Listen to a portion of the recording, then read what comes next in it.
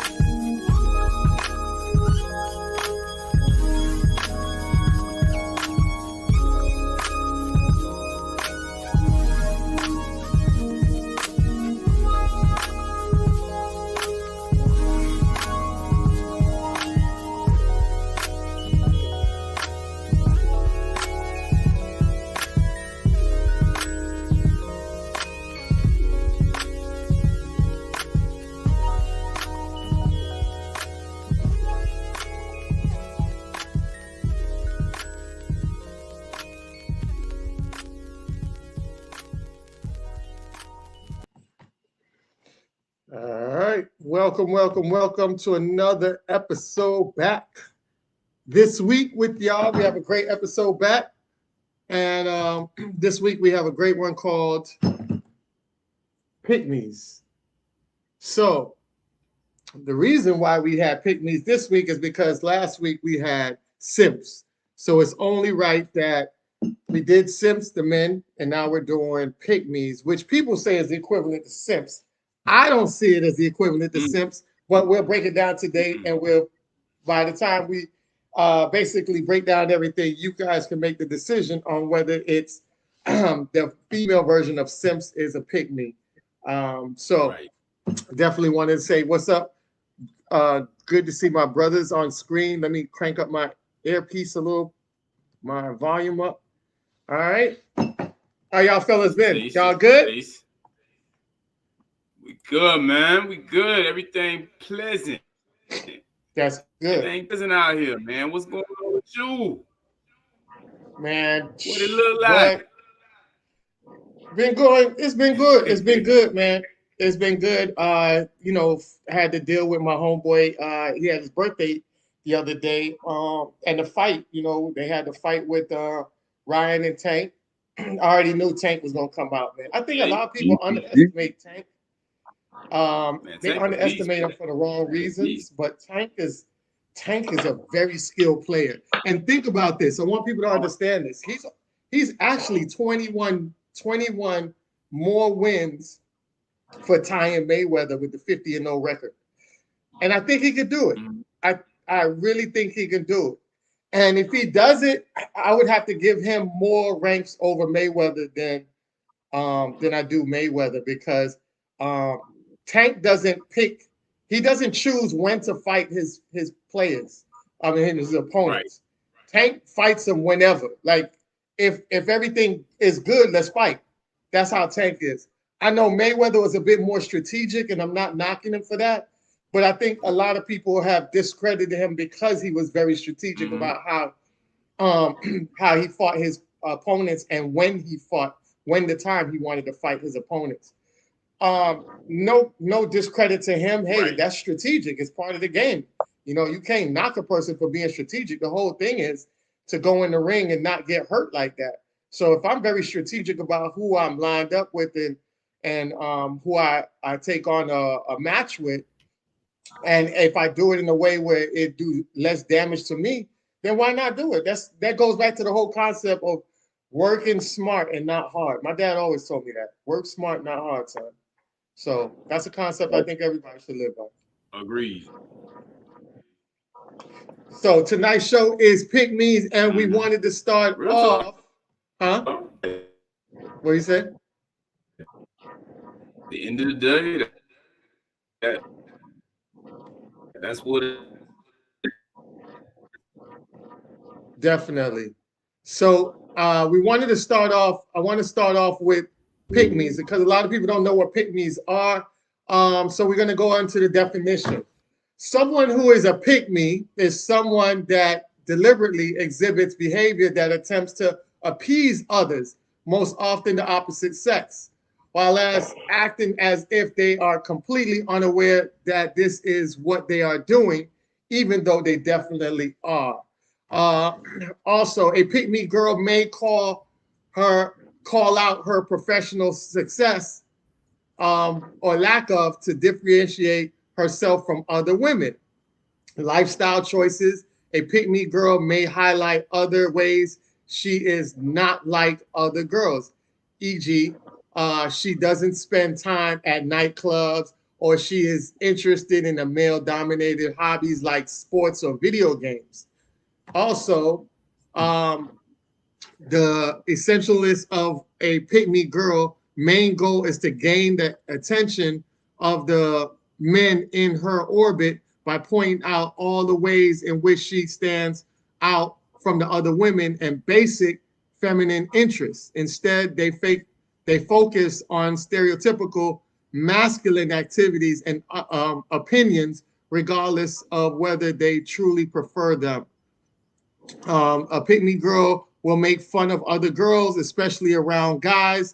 Her goal is to look cool compared to the other women. So when she's around other smart, fun, awesome gals like you, she'll then try her best to drag you down. So I just gave you guys different variations of the pygmies, the different definitions of it. What do you guys feel is your personal opinion on pygmies? And I'll start with you, Major. Yeah, what's up, y'all? How's everything? Listen, for me, it's real simple, right? It's real simple for me. Two things. Yeah.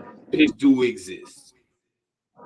First of all, I want to go ahead and put that out there because I heard some sisters box me actually, goes to the topic, and they like, all right, now don't get on there and say that pygmies don't exist because I hear you, banging on people who talk about pygmies a lot. And I say this: pygmies do exist. At the end of the day, a pygmy is a doormat. You understand what I'm saying? As a man, we get upset when we see simps here laying down and being doormats for females.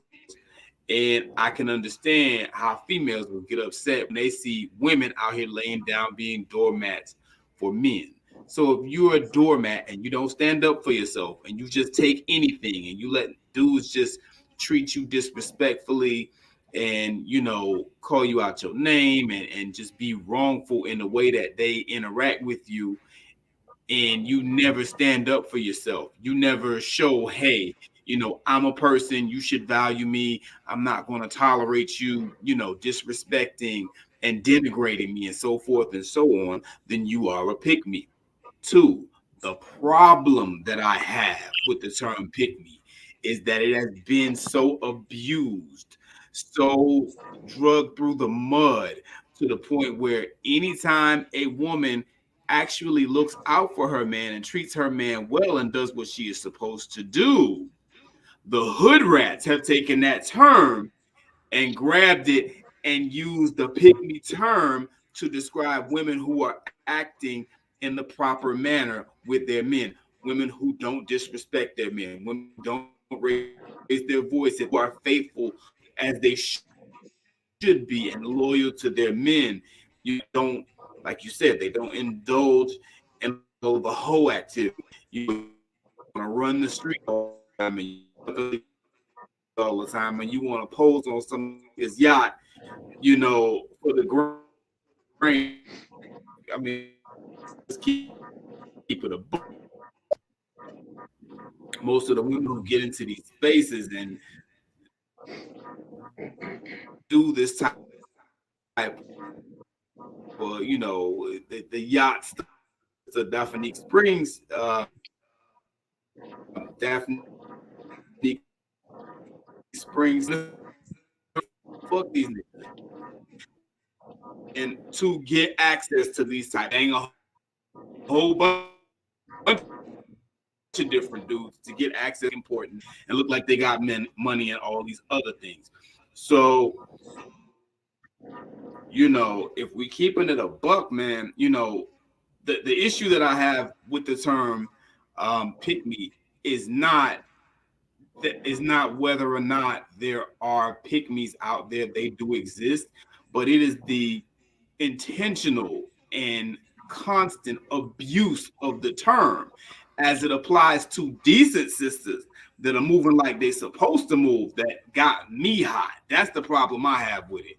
The hood rats, the chicken heads, they done took the term pick me and they apply it to every decent woman they see. I got a problem with that. That's what we gotta tackle, and that's what we gotta get straight. That's where the straightening needs to come in. So less of that. You know what I'm saying? We gotta get these hood rats straight out here that's using that term to describe real sisters. Without exception, every real solid sister that I know, they call a pick me. That's real talk. Every single one of them gets called a pick me, and that don't make no sense.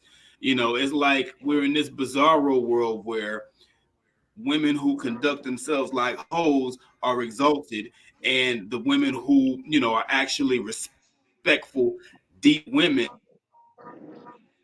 are getting called pygmies and so forth and so on. By these other women that nobody's even really, no one of consequence is even desiring. If we keeping it a buck, what say you? Oh, definitely, definitely. I totally Can agree you with hear that, me? Bobby. Yes, we can hear you. We can hear you. So I want to get All in right, cool. before I let Bobby jump in. I want to get to the queens real quick. Shout out to Queen Tanya and shout out to Queen Mila. They're in the chats. Okay, so I'll Yo, take the yo, one with Mila. what's up? What's up? Uh, Mila says, I think the women that modern women prefer to as pygmies definitely exist. I think the group women who grew up with masculine men in their lives and developed the ability to have a healthy respect for masculinity, they get that label too. Um, and then Tanya says, she says, I definitely see more of the pick me statements when women are defending men or in disagreement with the fuckery. So I'll transfer that over to you, Bobby Drake. No, I definitely agree with what's being put forth by Major just now.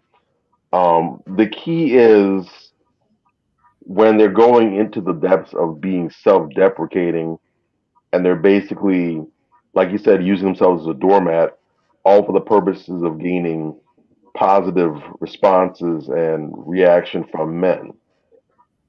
Too often, though, what happens, in fact, most of the case, and I'm not a stranger to these internet cyber streets or anything of that nature, but in my duration, I've seen the highest of highs on social media. I've seen the lowest of lows, the very gutters and slums of social media as well, and everything in between. And to be honest, I can't really say that I have actually seen a whole bunch of legitimate pick-me's, like legitimate, according to Hoyle textbook definition pick-me's on the internet. I've seen some, even to the point where I'm like, okay, since you're doing way too much, you really swinging for the fences right now with this. But by and large, the rule and not the exception from what I've seen, I'm just me, but the rule and not the exception that I've witnessed has been anytime a sister is, as Major said, is in alignment with masculinity, or they've shown or demonstrated the ability to be on the same page with or be in alignment with men. When they're getting along with men, they're able to have rapport. There's good conversation going back and forth. There's obvious affinity. There's healthy respect, mutual going back and forth. It's an exchange of ideas. There's not really a whole bunch of going at each other with claws and knives out and everything. When there's harmony between the woman or the women and the men, and you have other women who clearly aren't able to do that. They're clearly at odds with men. They're just completely in a negative space. That's when that lobs, oh, you pick me, you this, you that, just for being on the same page with other men. Usually it's the cantankerous, the catty ones who always have some snide back comment or remark to make. They relish dookie all over men and manhood and masculinity, or they're very much out to lunch and out in the dark when it comes to men and masculinity and how they think. Now, mind you, some of these women don't necessarily agree with every single thing that comes out of men's mouths. I'm talking the ones who get branded as pick-me's. But even when there's a disagreement, before they jump on a dude's back and try to claw his spinal column out or whatever, they ask questions first to try to get a better understanding. Hey, do I really understand this the way that you're saying it? What do you mean by this? Why do you feel the way? They're actually looking to understand better. Or even if they don't bother to go that deep into the weeds with it, they'll simply say, I see what you're saying. I don't agree with that. Or I'm not in alignment with that, but we can agree to disagree. In other words, they prioritize the positive relationship between each other, whether it's just a superficial, I just met you in the comment section of a post and we're just chatting it up, or it's someone that they actually know offline for real, for real. Now, that doesn't extend to things that are of a gross nature, like we're talking about condoning pedophilia or rape or those kind of things, but we're talking about situations and conversations where there is some room for disagreement, but they're not allowing it to become a case of where it's a zero sum game where if you don't 100%, 90%, or 50% get in alignment with the way I think, you're a bad person. And I've seen those women get branded and slapped with the pick me label more frequently than anything else. So that for me is a term that I really don't put a whole lot of stock into. If I see the accusation, if I don't see anything that even, maybe gets my antenna going, for the most part, I just dismiss it. And if anything, I look at closer at the person using the label. Because typically I'll see a whole lot more things that jump out of the person using the pick me label than the person's being slapped on. How And about again, that? for me, again, that's the rule, not the exception. There's some cases I'm like, okay, well, maybe she just generally doesn't know. Most times, Mm. that's not the case. This is a person who herself is a pass me.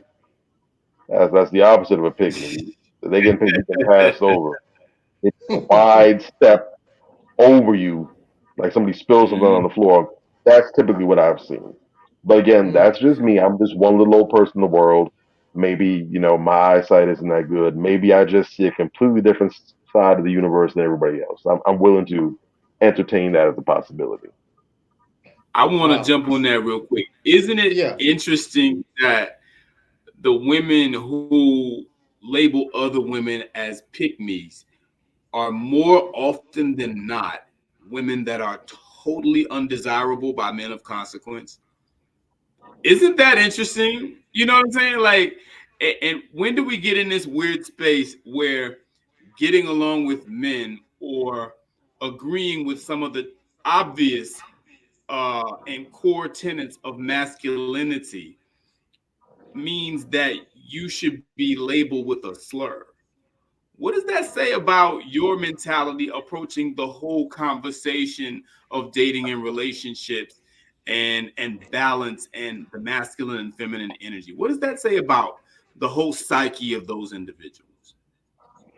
You understand Yeah, what I'm That's the that saying? girl Like, game. That's I the isn't girl that agree. game. interesting? Yeah, it's very interesting because what happens is a lot of times I'm looking at the people and you know me, I don't like that. I don't like the pick me term. I don't see what I Right. don't see what people Right. see. Like I don't see the pick me as many people would be like, yeah, there's a lot of pick me's out here. I don't see that because how I see pick me's are if you're in the dating world, right? If you're in the dating realm, you're going to advertise yourself to the opposite sex. If you, it's Mm-hmm. no, okay, it's no different. If cars could talk, right? If cars could talk, we go in a car lot and cars could talk. Don't you think every car on that car lot would tell you what they'll be like, hey, I'm a Mazda 7. I'm better than that Mazda over there. I go from 0 to 60 in 5. You get what I'm saying? So now I'm looking at, oh shit, then that's right up my speed. You know what I'm saying? So I'm gonna go with the Mazda 7 versus the other Mm-hmm. Mazda because all the qualifications and specs line up to my likings. So I don't see Right. that as Real pick talk. me as a sense. I just see it as people trying to align with other people as far as connection. Because to be honest, right, if we want to break it down logically, to be Mm-hmm. honest, we're all pygmies. We're all trying to get chosen. To a degree. You To a see what I'm degree, saying? yes. To a degree, We're all absolutely. trying to get chosen. So As even we should even be. when men are out here, um, chopping it up with other women, and you getting to know a woman, and if there's other guys in the room, you're going to put yourself out there a little bit more than the other guy. It might be a persona, or you might like that woman that you chopping it up with, so you're gonna fluff some stuff up a little bit to make yourself the most desirable man in the room. Real talk. You know, it's the Dos Aggies commercial, right? Mm-hmm. So, you know, Yep. you want to be the desirable The man most in the room, interesting man right? in the world. Exactly. So, Oh so man. that's what you're doing. You're putting yourself out there to be the most desirable to the person you find interesting. Most So I don't that's the word. see it as that. Yeah. But let's take the definition where one of the definitions was that I felt like if that's a pick me, then I agree with that being a pick me as far as you are now trashing the women, talking bad about them to make yourself look good. Now that we call that as when That's men different. is dirty macking, right? Dirty. So if Right. you're dirty Right. macking to get a guy, that right there is not honorable. I don't see anything that would be in a positive light in that instance for you dirty macking on somebody else. Let them shine, let you shine, and let the person pick out of the two who they feel like is the best option for them. But Real even with talk. men, we do a lot of dirty macking. And So you could even say the men have a lot of pick me qualities because a lot of men be like, yeah, man, he talk to a lot of girls, man. Oh man, that man he be in them girls' face, man. Oh, I just seen him take out so many other girls and it's straight dirty macking. The thing about Oh it is, shit. I can, based off of that, and I agree with that. Yeah. I can understand that, or for me, it's easier to uh, become a pick me in that sense on an individual level, like on a one-to-one Mm, level. Like when you're trying to say, I'm better than, I'm better than Major over there, or I'm better than Anthony over there. I can get mm, that, but when you're talking in a general sense, that doesn't really ring true to me because again, you're talking about standing out. You're talking about yeah. appealing to the opposite sex. So, for example, if a woman is saying or is echoing the same things that men are seeing because she sees that herself, oh, women these days like to brag about not cooking or they can't cook, whatever. I can't get with that. When I was raised to be able to cook and cater to my husband or whatever, that kind of thing. Because that is true. A lot of men are complaining. A lot of men talk about how women these days are unable to cook or can't cook well or brag about not cooking. And Lord knows I've seen a whole lot of that the past few years than I've seen in times past. When I was just entering adulthood and even the teens, you know, it was a thing. Women used to brag on their cooking skills or can't no one touch me in the kitchen, I run this. Nowadays I see a whole bunch Right. of women who brag about not being able to cook. And in many cases, they themselves will say they find it attractive that a man can cook. So Mm, you can't cook, you don't like cooking, Mm, you don't want to cook, but it's a turn off you when a man can cook. mm, And right. so if a woman says that she's seeing this, it's weird to Right. her because that's not the way she was brought up. That's her reality. She yeah. was taught this way. So Right. she's saying, well, one of the things that makes me stand out, if you talk about if you're asking what I bring to the table, I bring these culinary skills. I got that Le Cordon Bleu Mm-hmm. No game in doubt. my back No pocket. doubt. That's not being a pick me. That's simply saying, look, a lot of these women are out here not able to do this. They can't feed their family. I can do that. Yeah. Hmm. And No doubt. if That's you the look selling at point. it, she's just telling the skills. And if he's a man that works 14, 16 hours, he's not going to come home and go slave behind the stove to cook for his family. So if I work 14, 16 and I'm bringing home the bacon, I would love for a woman that has the skills to chop it up in the kitchen. And it works for my system because like I told you guys before, and I see a lot of people are agreeing now, the men are the prize, right? So you're, as women, you're trying to fit in a man's system because the man is the covenant, right? So he makes sure that everything you need is supplied under that roof. So you have to look for the shelter. You know what I'm saying? So you're out here choosing which shelter you want to basically lay up under. So while you're Right. doing it, you're out here competing for other women that sees that shelter is like some of the best shelter I've seen on the market. Let me go in Hmm. there and put in my bid for that shelter. So every No woman doubt. is out here just trying to show you exactly what they're doing for a guy that they feel is the best option and may the best women win. And like I say, as long as you let somebody else do their thing and campaign for themselves without, bashing them or downing them, I'm all for it.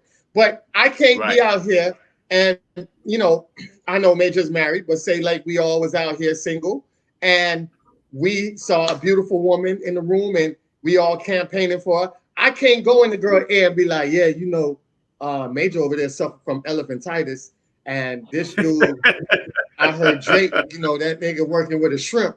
So, I don't think you want to go with those options over there. Like, I can't do that. You see what I'm saying? That's Oh, nasty but they do. because Oh, but they Drake do. probably, yeah, Drake probably packing more than me. And then you probably up in there, you know what I'm saying? Like, you STD Yeah, free. You see what I'm stories, saying? bro. Yeah. And I might be the one that got the issues. You feel me? Right. So I got Real talk. stories, man. my thing is, I always say, no matter what aspect of the realm it is, it could be in the workforce, it could be relationships, it could be just general friendships or whatever. Never Hmm. put anybody down to make yourself seem better than what it is, because if you really truly are the best option, they're going to see it without you even mentioning anybody else in the realms. You Boom. know what I'm Real saying? talk. Strong people, the aura and the strength comes out. You can feel it. You know, a lot of guys will talk tough, will talk like they're this big dude walking with a big stick. And in reality, they're some of the weakest. But men and women can sense when somebody strong is in that room and they know that that person is the real deal. You know what I'm saying? And you don't have to have a strong notion or passion to identify that. It's just so natural that you'll see it. It's just the strength is so strong, you can feel it. You know what I'm saying? Right. So I'm always like, just do you and it'll work out. Don't dismantle or disparage anybody else in the process of you guys trying to achieve the ultimate goal.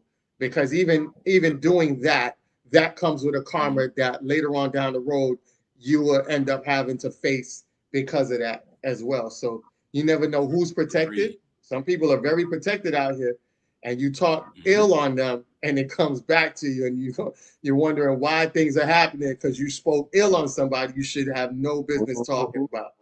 You know what I'm saying? I've seen it. I watched it. Yes. I've seen it a million times. Definitely. Definitely. So yes. So now I want to say that there's a Pygmy meme right here. Does this fit in criteria? Because, like I say, the Pygmy, the Pygmy definition is I think what happens is I think some people are mislabeling Pygmies. Is that? Can we agree on that? A lot of people are mislabeling Pygmies. Oh, absolutely, absolutely. Okay. Because I found this. I mean, in the worst. I found this, like, this is what I say, dirty macking, right? Because I found this meme and it was like, you know, wow, I feel so confident because she's, you know, this is not a typical dress code that a lot of girls rock. And then, you know, the girls are around these guys and they're like, oh, what is she wearing? She's such a Pygmy. Like, you know, I feel like that right there is what we call hating. You know what I'm saying? Dirty macking. It is.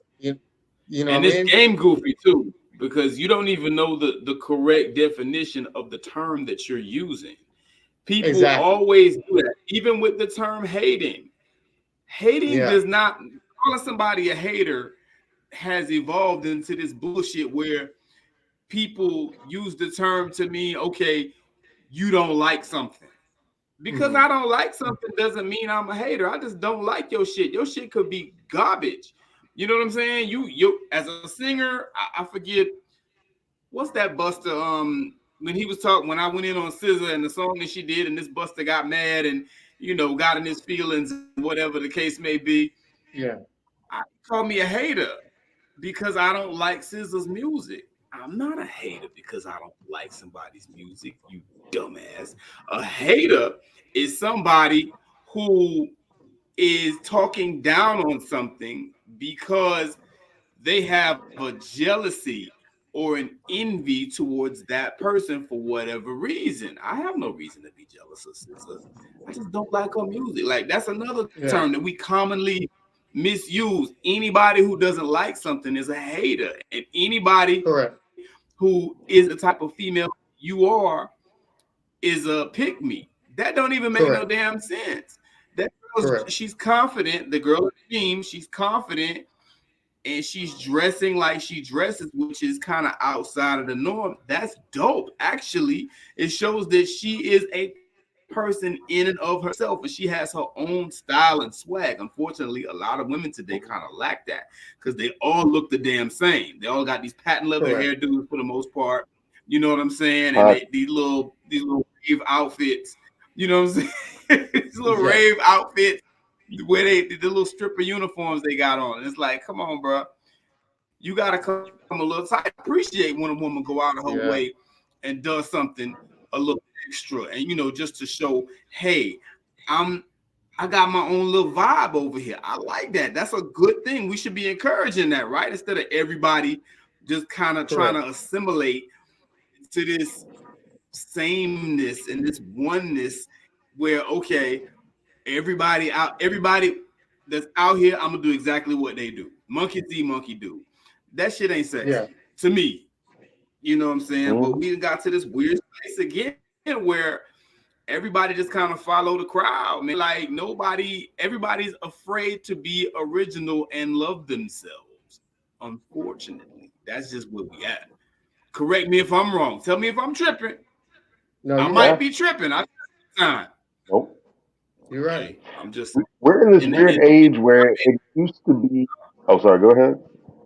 no, I was just saying in the comments, tell me if I'm tripping. All y'all is listening. Chime in, tell me if I'm tripping, man. Because sometimes I jump out the window a little bit. But go ahead, Bob. What you saying, bro? I was gonna say is we've entered in this weird age now where, in order to be cool with the girl gang and the sisterhood of dysfunction, is the more in conflict you are with men, the cooler you are. One of the I this concept occurred to me very early in life. I think I might have been once I actually got into adulthood and started seeing what this thing was about. Just some things just started popping up to me real fast. Yeah.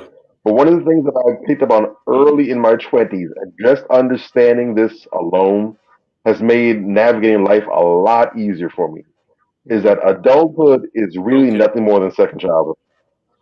mm, Adulthood is nothing That's more than real. second childhood.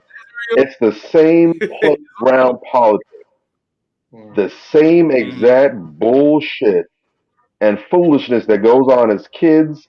We just simply, as we get older, we just apply bigger names to it. We have whole concepts around us. We have more advanced technical terms and jargon for stuff, and we have this roundabout way of doing Yeah. stuff. But if you really want to take a look at break down everything from work Mm-hmm. to relationships, family, everything, if you really get down to the foundation, the atoms of it, you'll see it's the same exact stuff Right. that you were doing in child kids.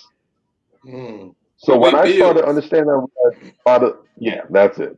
They stick that to you. You got to pay Mm-hmm. for this nonsense now. Mm, But the Real same talk. applies when we're talking about this. So you have these same women who've grown up. They're trying to be mean girls now. The whole "you Uh-huh. can't sit with us" clique. Now, if you want to be popular, if you want to be the in chicks, now you got to show Right. how much you don't care for men. Men don't run your life. I'm not male centered. I don't do everything. Yeah. Just really going gung ho about how it's um real ass chick. Give a what about a nigga? mm. Yeah. Just That's really real. going off of that. If you want to be seen as a boss chick, someone to be respected and looked up to by other women, oh, I like her. Yeah. She has her own mind. That's what you got to do. Mm, God forbid Yeah. that you get along with Real men talk. that don't have an opinion that's hardwired in the feminist train or whatever. You actually seek to be in alignment with Mm-hmm. men. You don't like being on bad terms with men. You like being in good terms with men. You like being in alignment with them. You like mm, being in sync on the same page in harmony. She a pick me. She'll say mm, anything for male validation. It's all this, that, and the third. It's the same playground politics. But if you're out here basically on some hardcore vagina bumping nonsense, oh, you're cool. You're one of the girls. You're independent. You think for yourself, even though it's what everyone else is doing. It's Bro, they crazy. We pedestalize. have They lost our pedestalize. minds. Yeah, they mm, pedestalize dysfunction. That's what it is. And, it's reinforced by the music. It's reinforced by the programming that you see on television, the shit you see in the movies, Oh this yeah. garbage. It's just reinforced by all of that. There's a whole system that does this. A sister was saying something the other day that was very interesting. And, I like to take people's arguments and analyze them and just smash them to pieces, right? And she was talking about how, um, men, we seem to just be harping on things and we won't let things go. And, whatever the case may be. And I'm like, yo, are you serious? For the last 40 years, the media apparatus and social media now, and just the whole conversation among women and the mood among women has been anti-male. They've been mm. banging on us for 40 years. And like now, it's not even that guys are out here harping on stuff and whatever the case may be. We're just not letting you get out there and talk stupid and not saying nothing. That's Exactly. what changed. Guys, Definitely. you say some dumb shit now, you getting checked and you getting checked hard and getting checked often. often. And other women, especially the ones who think it's cute to talk slick and be disrespectful, they don't know what to do with themselves now. And it's like, dude, how much more did you expect us to take? Look, nobody, male or female, should be out here getting, just dragged and dish ragged for absolutely no reason at all. Look, for those of us, that have our issues that we need to work on, we should be checking each other. First of all, the men should be checking the men, the women should be checking the women. And I point out to them very clearly and often, look, if y'all were doing your jobs, checking these sisters, we wouldn't have to come in and say nothing. We don't really want to reach over there and be, getting into it with y'all. We love y'all. We would love to, have every interaction be sugar and spice and everything nice, hugs and kisses and all that. You understand what I'm saying? But a lot of you allow us that because you just let the behavior just run amok and you don't say nothing. So now we got to step in and say something because it's affecting us.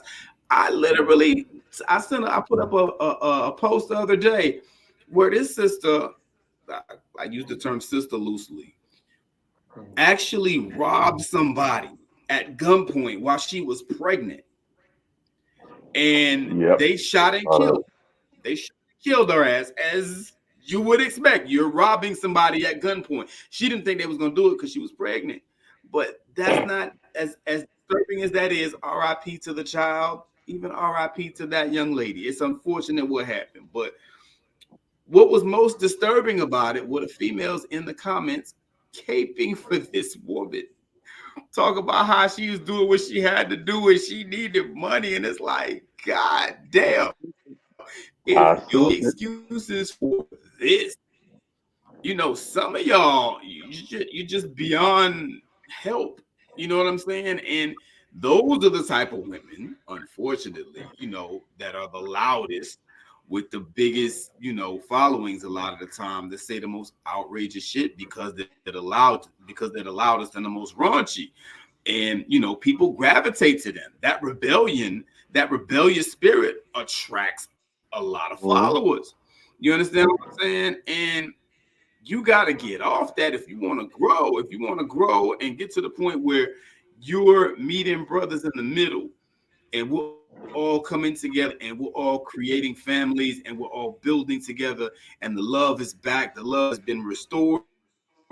You kind of gotta remove yourself from yourself and all this toxicity and come down and meet the brothers, in good faith and sit down at the table and things and let's resolve them. There's nothing wrong. Even my mother, she be in some of these little spaces sometimes just to see what the young women are thinking. And man, they be, you don't know nothing. You male identify. And I mean, all this dumb shit they be talking, bruh. We should be coming together. You understand? We should be working together. That's the idea. And to those of you who are all about, hellfire and brimstone and just making war not love, you need to get up out the paint. You blocking everybody else's blessings. There are a lot of good meaning sisters out there that want to come to the table with brothers, but they got a lot of these toxic ass knuckleheads around them. You and I, y'all and myself, we know quite a bit of these sisters. They're good sisters, but goddamn, they got some knuckleheads around them. You know what I'm saying? Don't play with me. Don't play with me. Don't play with me. Don't play with me, baby. Don't play with me. That's the hot shit right now, right? The aggressive masculinity. Blah, blah, blah. Don't play with me. Don't play with me. Don't play with me. Don't play with me, baby. Don't play with me. That's the hot lyrics right there. That's that world star ghetto broads fighting in McDonald's type of energy right there. Yeah. So yeah, it's like shout out to Arthur. He said, it is cultural, like you were saying. Arthur agreed with you that it is cultural. They are pushing this heavy masculinity, and women, even though they push it, it's up to you whether you want to accept it or not. Everything that's being pushed or force-fed to you, you don't have to accept it. You know what I mean? There's a lot of things that was pushed to us that we didn't accept, when they could have accepted it, we said, hell no, we're not accepting it. You have to have that type of mentality to push back. When they're pushing at you, you push back against it. You don't have to accept it.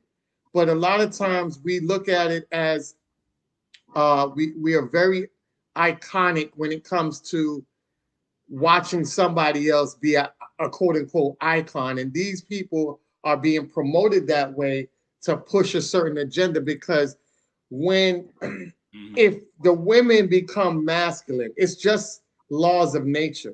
If more women become masculine, more men become feminine. That's just laws of nature. You know what I'm saying?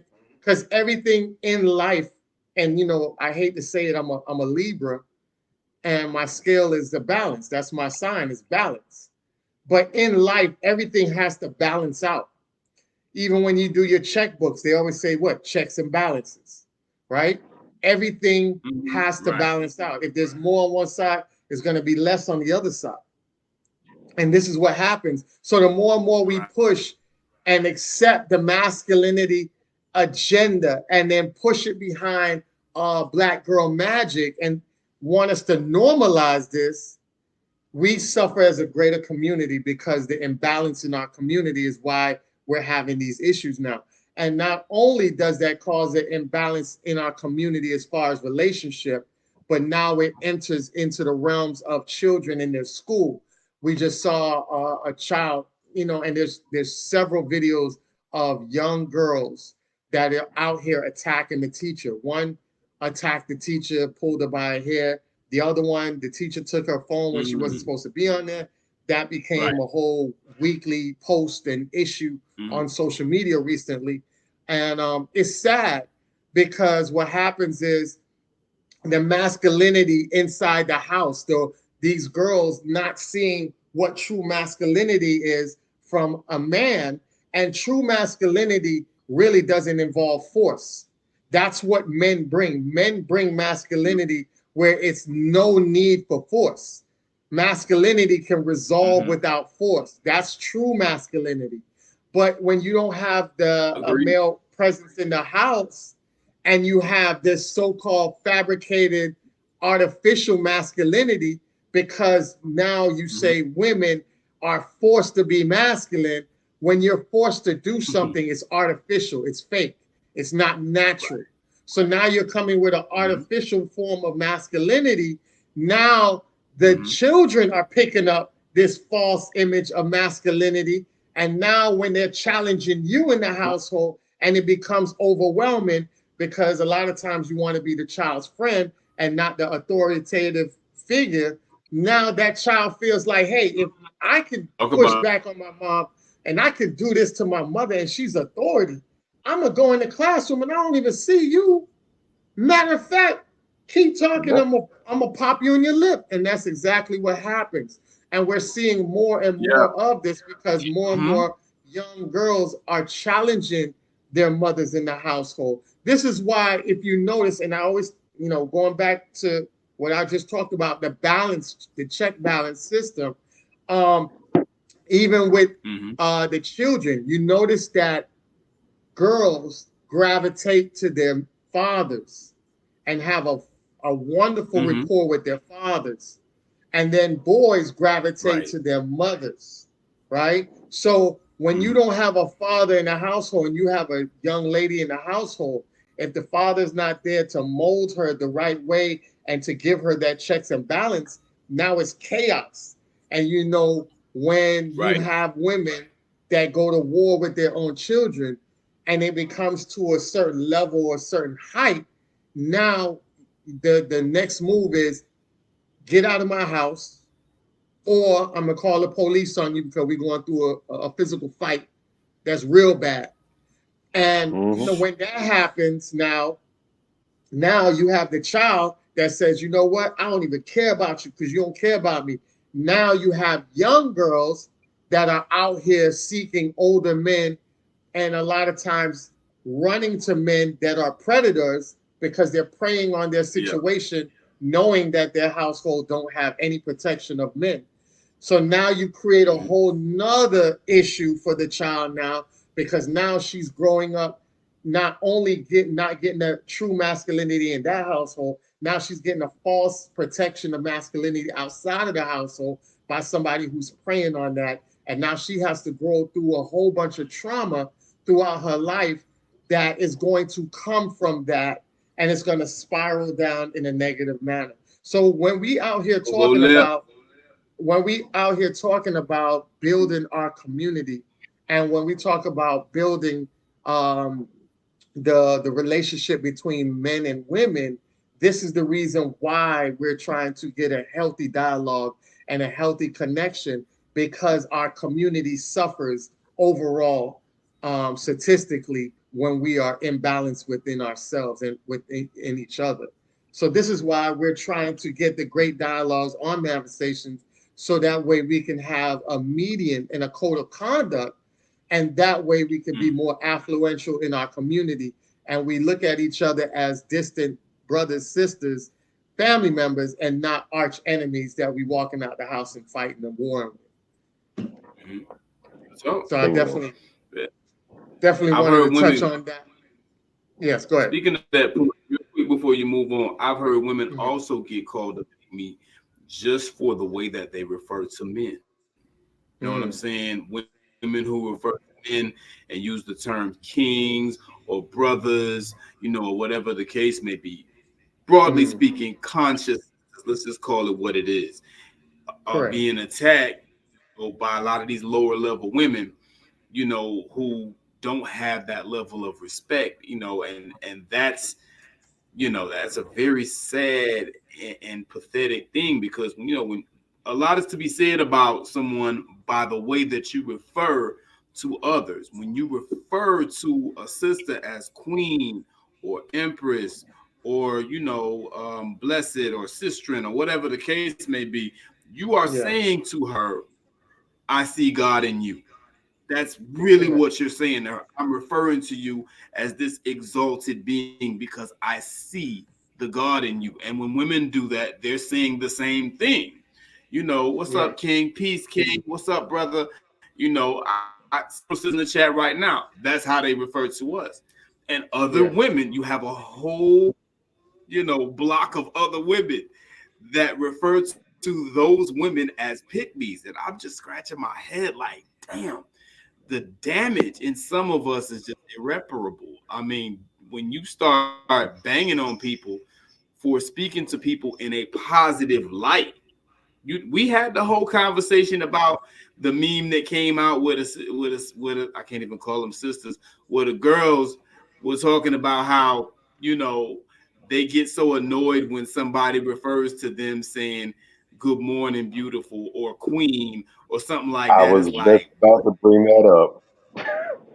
I was just about to bring that up. I mean, so, damn. So, all people out there now will be disrespectful. It's a problem. Hey. Show respect and, you know, and honor to the person.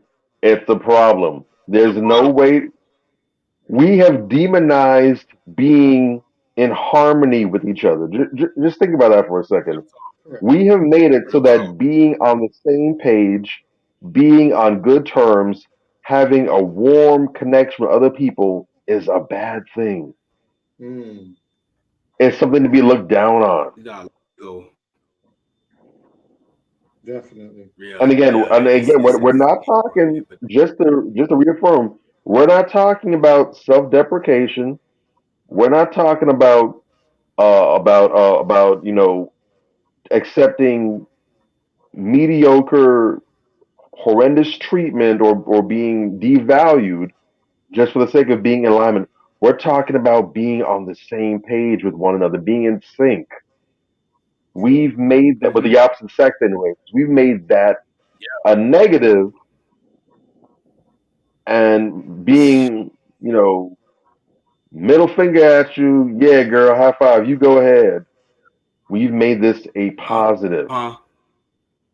We are in bizarro world. Correct. That says a lot, bro. And well, go ahead, Aunt. My bad. I didn't mean to interrupt you. No, go ahead. Go ahead. No, I didn't mean to interrupt you. I had to get that. No. No, what I was saying is that it is very imperative for us to fix this, for us to get this right, for us to work on all the cylinders. Because when Black men don't pick correct Black women, it's a problem. When Black women don't pick correct Black men, it's a problem. And one of the problems that I'm going to show you is, I'm going to show you a prime example. Why? So when you have this rift within our community, Black women going at Black men going at Black women, now you don't have the connectivity within our culture. And now Black women are going that way and Black men are going that way. And when Black women and Black men go that way, it's never a good thing. And why I say that is because history will always tell you that there's an issue when we don't come together.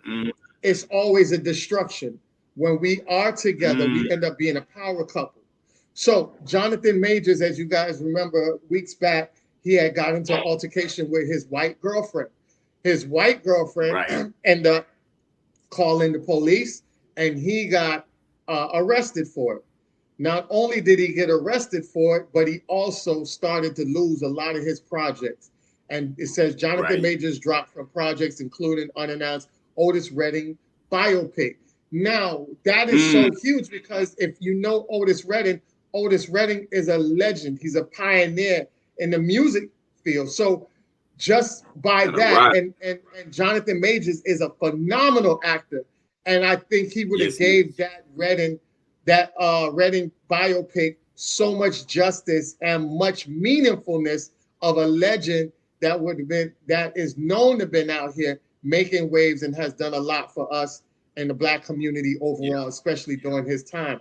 So the collapse of that has now diminished an even legendary biopic that could have happened because we're not out here leveling up with each other, thinking that I don't like being around my own peoples and I'm searching for something outside of the realm of that. And that ends up leading to my destruction. And even with Black women, there's so many incidents of Black women. We can go back to the one in, I think it's Forsyth, Georgia, if I believe that's the area where the Black woman, she's hanging with all the other sports moms, doing an overnight, gathering at the house. And next thing you know, the next day, her husband gets a call saying, hey, she ends up not being alive anymore. You know what I'm saying? And that's not even on a relationship level. That is even on a friendship level. They had another girl who was out there. I think, I'm not sure if it was Michigan, but up in that area, she was a Black girl. She was a freedom fighter. She was a person that was out here, fighting for Black rights. And she had a disagreement with her dude. And next thing you know, her body was found in the river. And prior to the couple of days before, it was already stated on record that she had a big blowout with her boyfriend, who happens to be white.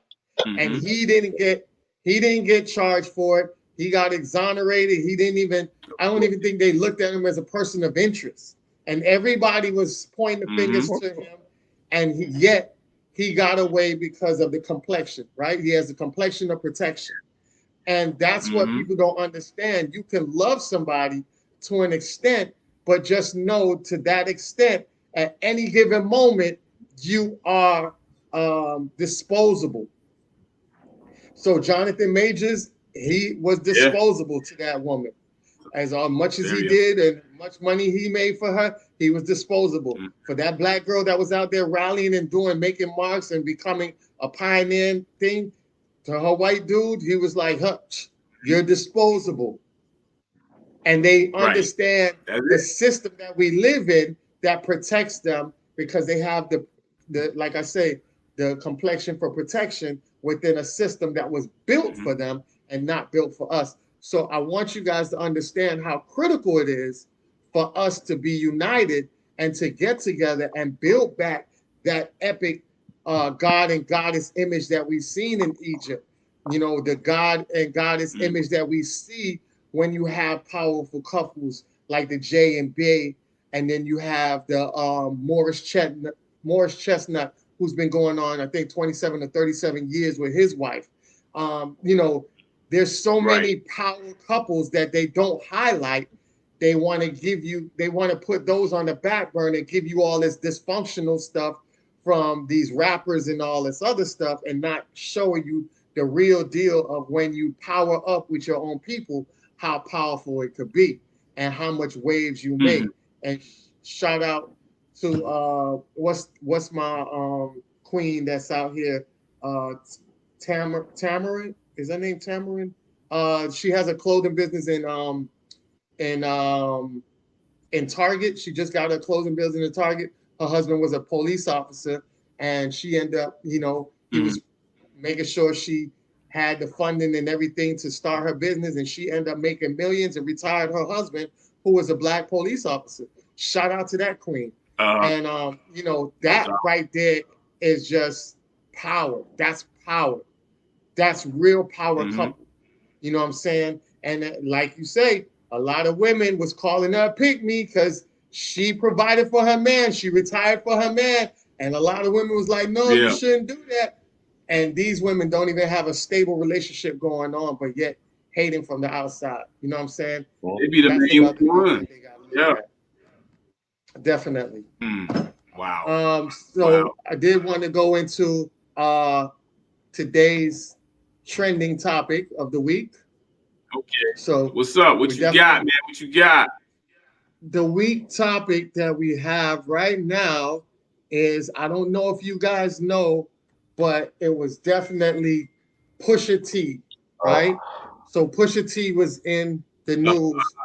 Pusha T's wife stirs debate after saying she felt like an oddball around women with fake bodies. So we already know that there is a BBL issue. They're pushing this BBL on our black women. You know, we grew up in the era where we had the Jada Pinkett, we had the who was it? Gosh, there was so many of them.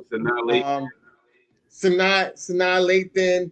And let's go even further back. We had Jasmine Guy, you know what I'm saying? Yeah. Yes, Halle Berry, you know, Nia Long.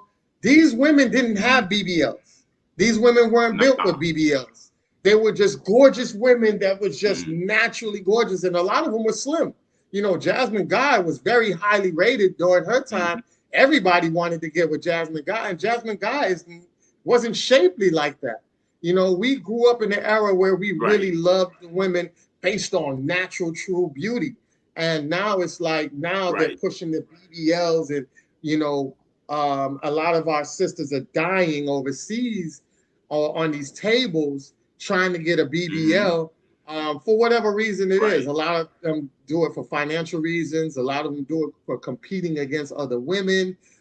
There's so many various reasons why these women do it. And I thought it was very critical and very powerful that Pusha T's wife, and they've been together for a very long time, and she was talking about back in the days how she felt, you know, just like an oddball being around these women. And she says, if I'm being honest, initially, the only thing hard about it was being okay with being the oddball in the room, not looking like a rapper girlfriend or wife. Williams wrote in her response, I used to feel awkward amongst the women who had fake asses, bodycon dresses, and cake face. But for a while now, I thought I'm way cooler. And shout out to her for doing that during a time where it is very much needed for the women out there that feel like they don't need to do that. This just reassured them that no matter how great the pressure is, no matter how you're surrounded by them, you don't have to do what they do. And she, at that time, probably was called a pygmy woman because she was saying that she didn't have no fake butts or nothing like that. So those women probably looking at her like she's out on her. Exactly. No. You want you to do what's wrong with you? You know what I'm Yeah. saying? Like that's really what it boils down to. Because You better come let's get this just keep fat it. transfer. Wow. You feel me? Let's keep it a buck while we all here. I think I speak for all real brothers in attendance when I say, for the most part, I'm gonna dispel a lot of myths and bullshit that y'all done heard. For the most part, men as a group do not prefer cosmetically enhanced women. We do not. We do not. You know what I'm saying? Those women back in the days, like you said, it's a whole bunch of things. Me and my wife was sitting up watching videos the other day. We were watching the Wipe Me Down video, right? And several other videos from that era. And she was like, oh my God, all the girls are small. There wasn't a chick in any of those videos back in the day, bro. Even the Back That Ass Up video. First of all, think about that song and how raunchy it is perceived to be. Even the women in that video, they were just doing just little sexy dances. They wasn't doing all this crazy shit these women are doing now. They wasn't doing all that. They were doing the dances in that video were actually not bad. To be quite honest, go look at the Back That Ass video, back that ass up video. The dances those women in the video were doing weren't that bad. And those women, there wasn't a woman in that video over 135 pounds, bro. Real talk. As time progressed, and as more media start coming out about the big ass and the big breasts and the big this and the big that, everybody's mind so, I gotta be big. I gotta have a big old ass. I gotta have big old titties. I gotta have big old waist. I gotta be big, big, big, big, big, big, big. And that evolved into where we are currently with these BBLs and these women being borderline obese, thinking that they fine. Let's just call it what it is. And still to this day, I talk to my partners all the time, man. And when I was promoting clubs, they would tell us, don't send none of them, certain type of chick, do not send them up here. If she's over 135 pounds, don't send her up here. If she's over a certain age, don't send her up here. Whatever. And that's specific, very specific. I'm not gonna say some of the stuff. I don't want to offend nobody tonight, but I'm just putting it out there. A lot of things that women think that men prefer are not the things that men actually prefer. And if they are the things that men prefer, are they the type of men that you are trying to attract? Preferences. Because a lot of women be putting the wrong type of energy out here, and then when they get it back, and Pookie and Ray Ray them come holler at them, they want to be mad. Why are these type of dudes coming to holler at me? Because you present yourself like the type of chick those type of dudes want. You understand what I'm saying? And let me go ahead. Let me go to the comments real quick because I saw some comments coming in. Yes, I did want to acknowledge Pedro. Back that up. It is 27 years that Morris Chestnut been together. I knew it was either 27, 37, but 27 is very accurate for the. I remember he's 57, so that would right up his alley. I did want to say, I did want to correct Pedro on that. The only way Jonathan is going to get back in good graces is he's going to have to put on a dress for Hollywood. That is wrong, my brother. That is wrong. You know why that is wrong, my brother? No. I'm going to show you why it's wrong. I'm going to show you why that's wrong. What you got? Remember, he was already emasculated before she called the cops. Remember, it was like 2 weeks before he had on they said it was the anime picture with him puckering up his lips. That was emasculating because the guy who did it was if I'm not mistaken, an LGBT community dude that was from Nigeria. Right? So this was the guy who and a lot of Africans love anime. I'm from Jamaica. We love anime and Chinese movies because most in the diaspora, that's mostly what we could afford to watch because a lot of our TV only cut on at a certain time. So we were forced on the DVDs and movies, and a lot of the movies that were flowing through the diaspora were Yeah. Chinese flicks and animes, right? So I grew up big on anime as well and karate movies. You know what I'm saying? Bruce Lee, the Right. not Jackie Chan, but there was some other guys out there. That's where the whole Wu-Tang got a lot of their stuff from. So yeah, so that's where that came from. So when you look at it, he got emasculated a couple weeks before that incident happened. So they already put him out there to be emasculated and still put the contraptions on. So he's not in good graces until we don't know if he's going to get back in good graces or not. They probably Because wanted to take it a step further, and he finally put his foot down. I'm convinced that they wanted him to do something strange for that bank, some exactly, strange I agree. change. That's what happened. He said, exactly. I "Wait a minute, I'm dressing like I do it. Don't mean I actually do it." And that's what like, okay, we got to rein you in. Because one of the things that threw me off is, and we know that usually that's the devil's bargain that a lot of our actors have to make, is even though he didn't come up overnight, because Jonathan Majors, for those who know, Jonathan Majors has been putting in work more or less for a little while now.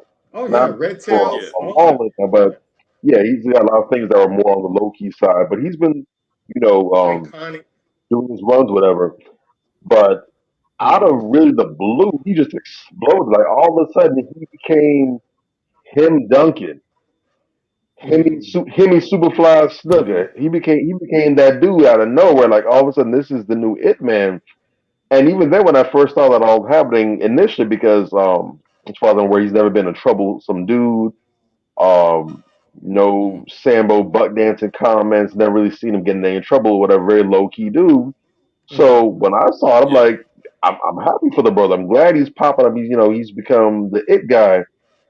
But right in the front of my Mhm. brain, right when I'm thinking that, I'm like, I don't know if he did something or if they essentially fronting him Man, that crack on consignment and they expecting to get. I don't know, yeah, but this is a yeah. whole while so soon and ain't nothing happening yet. Then that's when we start seeing the ebony shoot. Like, okay, there it is. It started coming now.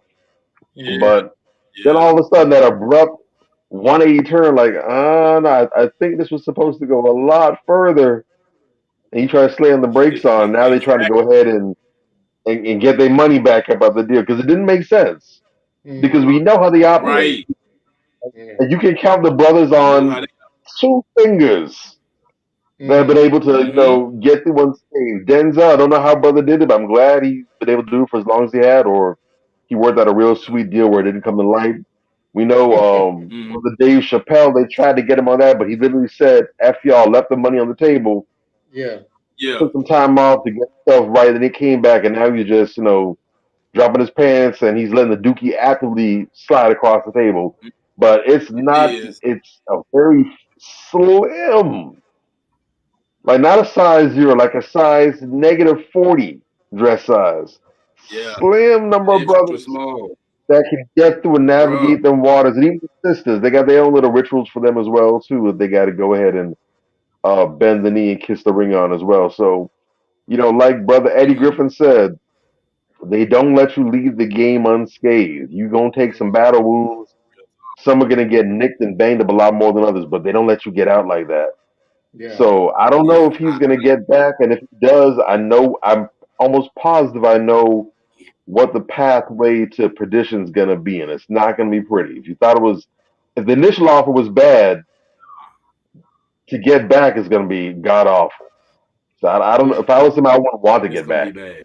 Yeah. Yeah. I wouldn't even I think want to Pedro get might back be onto in. something, bro. I think Pedro might be onto something because it feels like after that, real, um, has been extra ultra alpha. You know what I'm saying? Everything that he's done after the whole, shoot with his lips all pursed up and all that else he's done has been Right. extra alpha. He hasn't gone back to No that sugar place, anywhere near the gas tank. and No sugar he anywhere does that around. like none. And so Mike, and you remember how strongly the black community came out against it. We was like, oh hell nah, bro, you ain't gonna do this shit. Like there was articles written about how pissed black folks were about, one of our up and coming alpha male stars, being treated this way and him allowing himself to be treated this way by Hollywood. Black folks were not amused. And I think he may have gone back to the table, been like, hey man, I got this heat on my neck right now. I can't do this. And they're like, you can't do what? You understand? Boy, you better put on this dress. You better put on this dress, boy. You understand?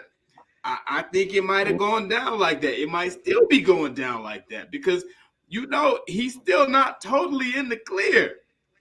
You dig? They're still, having some conversations and some text messages came back, good Lord, that were leaked to the media. Whereas, she's saying some things like, oh, I told the police this and I told the police that. Like, you could tell somebody's coaching her. I hope I hope he gets that somebody's coaching her. You understand what I'm saying? Because this is not normal the way she's talking. She's kind of putting it out there that, there was a conversation that took place between them and she told the police that. You understand what I'm saying? And it somehow leaked out to the press somehow, right? Yeah. He's still not out the woods, is my point. And they might be just yanking his collar a little bit like, hey boy, I done told you. You dig? So anything can happen, man. They might be still at him. They might still be at him. I'm not shutting the door on that. I was just pointing out that he did do some suspect shit and they still slapped the door on him. So so we definitely to check out and see what happens and transpires later. But I did want to show this part of the Trendly Weekly. This came up this week. Shout out to Simone Biles and Jonathan Owens for tying the knot. I am super grateful for Simone because I've been following Simone for a long time during her gymnastic career. And she's been really adamant about white boys. Like she has really had this fetish for the white guys. And I thought we were going to lose a superstar to the other side of the realms. And now, in her defense of it, when you're doing gymnastics, you're not really around a lot of black guys. A lot of black guys not really into gymnastics like that. You're around a lot of the white guys who will toss you up in the air and do all type of different things. There's a lot of white boys that's around in that gym field like that. So, it's connectivity to who you're around. And also, whenever you have these athletes, a lot of times they go and live with other parents or they have other guardians that they're around. And normally they're white, so they're accustomed to the lifestyle of the people that they're around. So, she adapted to that. But when I saw she got married, I thought it was going to be a white guy. And come to find out, it's one of our good brothers, solid dude. I've been following Jonathan Owens' career. Real good football player on the football field. One of my favorite players to choose in fantasy football for my defensive player when I have him in my lineup. So when I saw the picture, I was like, yo, this is super dope. Like super, super, super dope. And that's dope. Then later on, I saw this. So there was a girl who says she gonna wear, she died. Damn. And the two brothers that highlighted that was like many of them are exact same ones who get on this app telling that they're tired ass lie that it was black men talking down on Serena and her looks. Now you see the jealousy from this quote unquote mammy. The other brother up top says, this does not surprise me. These are the same women who clown Gabby Douglas a few years ago about her hair when she was winning medals. These same Oh, women who get on here and cry about colorism and misogyny from black men all damn day, and look how they're carrying on in this comment section. I thought it was Wow. real disturbing. So I had to, you know me, I had to pull up who this girl was, right? So she had tweeted uh, this Mm. type of shit I'm trying to be on this summer. So she Mm. retweeted that, and this is what she looks like. You can't really see her face, but it just goes to show you the type of mentality that this girl is. So we would call her in our realms a dusty, a hood rat. This is a baby Mm. hood rat in the makings, in the trainings that all she knows about is expensive weed, probably smoke, who knows. Um, The that money fall. low energy type of era energy, because I've looked on her page, and trust me, it's a bunch of low energy stuff. uh she had this to write. Every bitch in these comments oh, won't line it up though, so she has the fighting energy, the low energy fighting, just like the little girl who attacked the teacher. This is the type of see that energy that managed this that girl is managed giving. masculine type broad again. Once Yes. Yep. again. Yes. So why Yeah. this man just made make me him a Facebook and IG from jail? When I was little, I tried to call CPS on my mama off my Apple Watch. So this is like Jesus. low energy. This is somebody who is just, doing Attention. any and anything that's involved Use. in Make drama.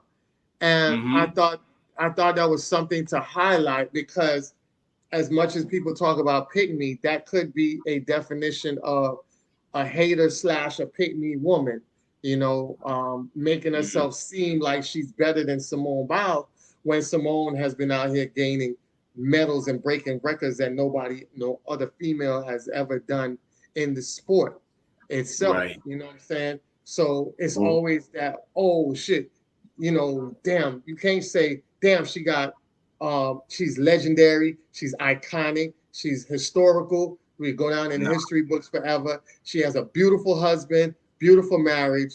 The one thing you look at is she got this raggedy ass ponytail, and she gonna wear it down for the rest of her life. Like It's too much And that insight. is the type of energy that we have in our community, and this is why women are at each other's necks and at each other's throats, because it's always a competitiveness, and nothing Mm-hmm. to sit here on a majority to congratulate and say, yeah, you won, sister. Hopefully I get the day to win too, just like you. You know what I No, mean? And too that's much like something right. Yeah. that has to change in our community. Real So I'll talk. let you guys take it over on that. But yeah, and that's the thing about I those same mean, ones, because that's the just same let's type of woman that would be quick to call somebody a pick me too. That right there, Yes. she'd be the first one to go ahead and throw that dart at somebody if she don't like it. And that's the it thing about is. that group of women. And we spoke about this the past week. Yes. Women like that whole little girl gang, the sisterhood of dysfunctions, like to call them. Yeah. It is a pit of vipers. Mm. They will Mm. form like Voltron to go at the necks of men, to go after men. They'll do that to go after Or women. women who were on good solid terms, right, with men, and they'll Yes. do that all day long, just Mm-hmm. in perfect harmony. But when there's nobody to attack, when the dust is clear, they can't just be in peace and just in harmony. Now they got to go at each other, so they're gonna end up cannibalizing each other, going after each other. Yeah. And so you always see the major fallouts for those kinds of women, where all of a sudden all this dirt comes out. Then you get to hear all this tea about this person and how she did this and how she was doing X, Y, Z and the third or whatever. All comes out in the wash. They keep a score, taking notes on everybody. So when they have their little breaking down, you can just air out all the dirty laundry. Mm-hmm. And so Oh. that's just their nature at heart. And they're not just anti-men; they're also anti-women as well. Because the issue is they're very unhappy, very dysfunctional, very bitter, damaged people. Yes. And so they Yes. managed to unfortunately make their brand of poison the thing to sip on nowadays. They made that the trend, but the actual source, the well that it's coming from, It's a noxious, toxic place to be a part of. Real quick though, I got to shout out to the brother who went ahead and launched that screenshot, Torian Rain. Real solid dude. I know he has a YouTube channel as well. Mhm. Definitely one of the dope figures, part of the New Black Media. Um, Great eye for the news and definitely kicking important game in the current events to the family as well too. So definitely want to shout him out. Keep doing what you're So doing, brother. We see. Yeah, definitely, real definitely. talk. Shout out to Torian Green. Agreed. Very, very solid brother. And So, I oh, just good. want to bring it back a little bit so that we don't Yeah, miss some of the things that are in there. Let's not miss the little hood rat friend with her middle finger up at the camera. Let's not yes, miss yes. that. That's also another common um, you know, behavioral tactic of these people. They'll always be doing some type of rude or lewd and lascivious gesture. The middle finger up, the ass where they're sticking their tongue out, whatever the case may be. They're thumbing their nose. They're doing all kind of things to say, even with their body language, screw you. This just goes to accentuate how unhappy they are and how miserable they are inside as people, how dissatisfied they are with themselves. To piggyback on that point, let's not forget the specific verbiage that she used when attacking Simone Biles. She said that she's going to keep this nappy ass ponytail till she damn die, as though to say that, black women are the only ones who have nappy hair. So here you are, a black woman. Black women love to get on us about the slightest criticism of a black woman. But when another black woman really does attack a black woman, they ain't got nothing to say. This nappy ass ponytail. What's wrong with you know what I'm saying? What's wrong with her having nappy hair? That's how your hair naturally grows. And then look at the Yeah, white woman weave she has in her head in the screenshot that you took. With she's posing in that one, and the other one really had the white woman weave. The other one had the real extra fake white woman weave. That one. You know what I'm saying? So like, and look at the dude she's sitting with flossing all this money type of shit she's going to be on this summer. No, Like no, that's the she's a one that she real wants winner. to be Clear. like. She yeah. wants to be like. That's Idolizing. that's what she's trying to be on this summer. Well, yeah, we don't even know if that's her, but that's what she's trying to be. You understand what I'm saying? And a lot is to be said about the type of aspirations that these type of low energy women have. You out here Mm, banging on a sister that's a winner, a sister that's a champion, a sister that's a legend. You banging on her, but these are your low level aspirations. Just correct. saying. Where are we Yeah. really So going with that? People talk all the time about how we criticize them, but what do you build with somebody whose mentality is like that? I'm you just don't saying. build with them. So yeah, Um, I had to get that out. Mhm. it ends up being stuff like this. What happens is a lot of times women waste their prime eras and their prime real Mm-hmm. estate to be out here following other women, right? So when Mm-hmm. they waste their prime time following other women, this is what happens. So you'll be when you're fine and you're supposed to be out here getting with your man, building with this man while you're in your prime, where you're getting the best selection that you could get. You out here doing Mm-hmm. all type of nonsense, hating on women in the process, and then it'd be like, yo, I don't need a man. I love the single life. Men wish I was their women, and then all of a sudden, when you like 400 pounds and ready to subscribe to the channel of 600 plus life, now you want to Uh, ready to settle down, and you're not the most appealing, and your desirableness has dropped significantly. Now that's when you want to start to act right, and I think we don't need to get on that level, sisters. Once you get on that level, find out who it is you match up, pair up with them, and live that journey out. Like I say, 27 years with Morris Chestnut, he got his girl at the prime, and his girl got him at his prime. So that's right. how you end Right. up living out in your successful life. Or you're going to be like this woman, right? So she got married at 103, and they're saying, "Congrats! It's not too late for us ladies." And I think that's the wrong. I think that's the wrong narrative to be out there. I think, Fake for narrative. Is yeah, it's God bless her, but it's the right yeah, narrative for me would have been like, I'm glad to see the sister got married, but please don't wait this long because the chances of right. you being like this woman would be slim to none. That's a Let's Mhm. horrible message. That's yes, a horrible, That's actually horrible. to be honest, that's really an attack on the low. That yes, really It is. is. For starters, It Jesus, is. for starters, Christ, to say that well, first and foremost, because I have seen this going around and it's a little bit troubling. This is yeah. not a real one. This is a fake picture. This is an AI an AI constructed Oh, image. generated. Okay. Yeah, the drop dead giveaway Okay. is the hand. Sister got like 7, 8 damn knuckles.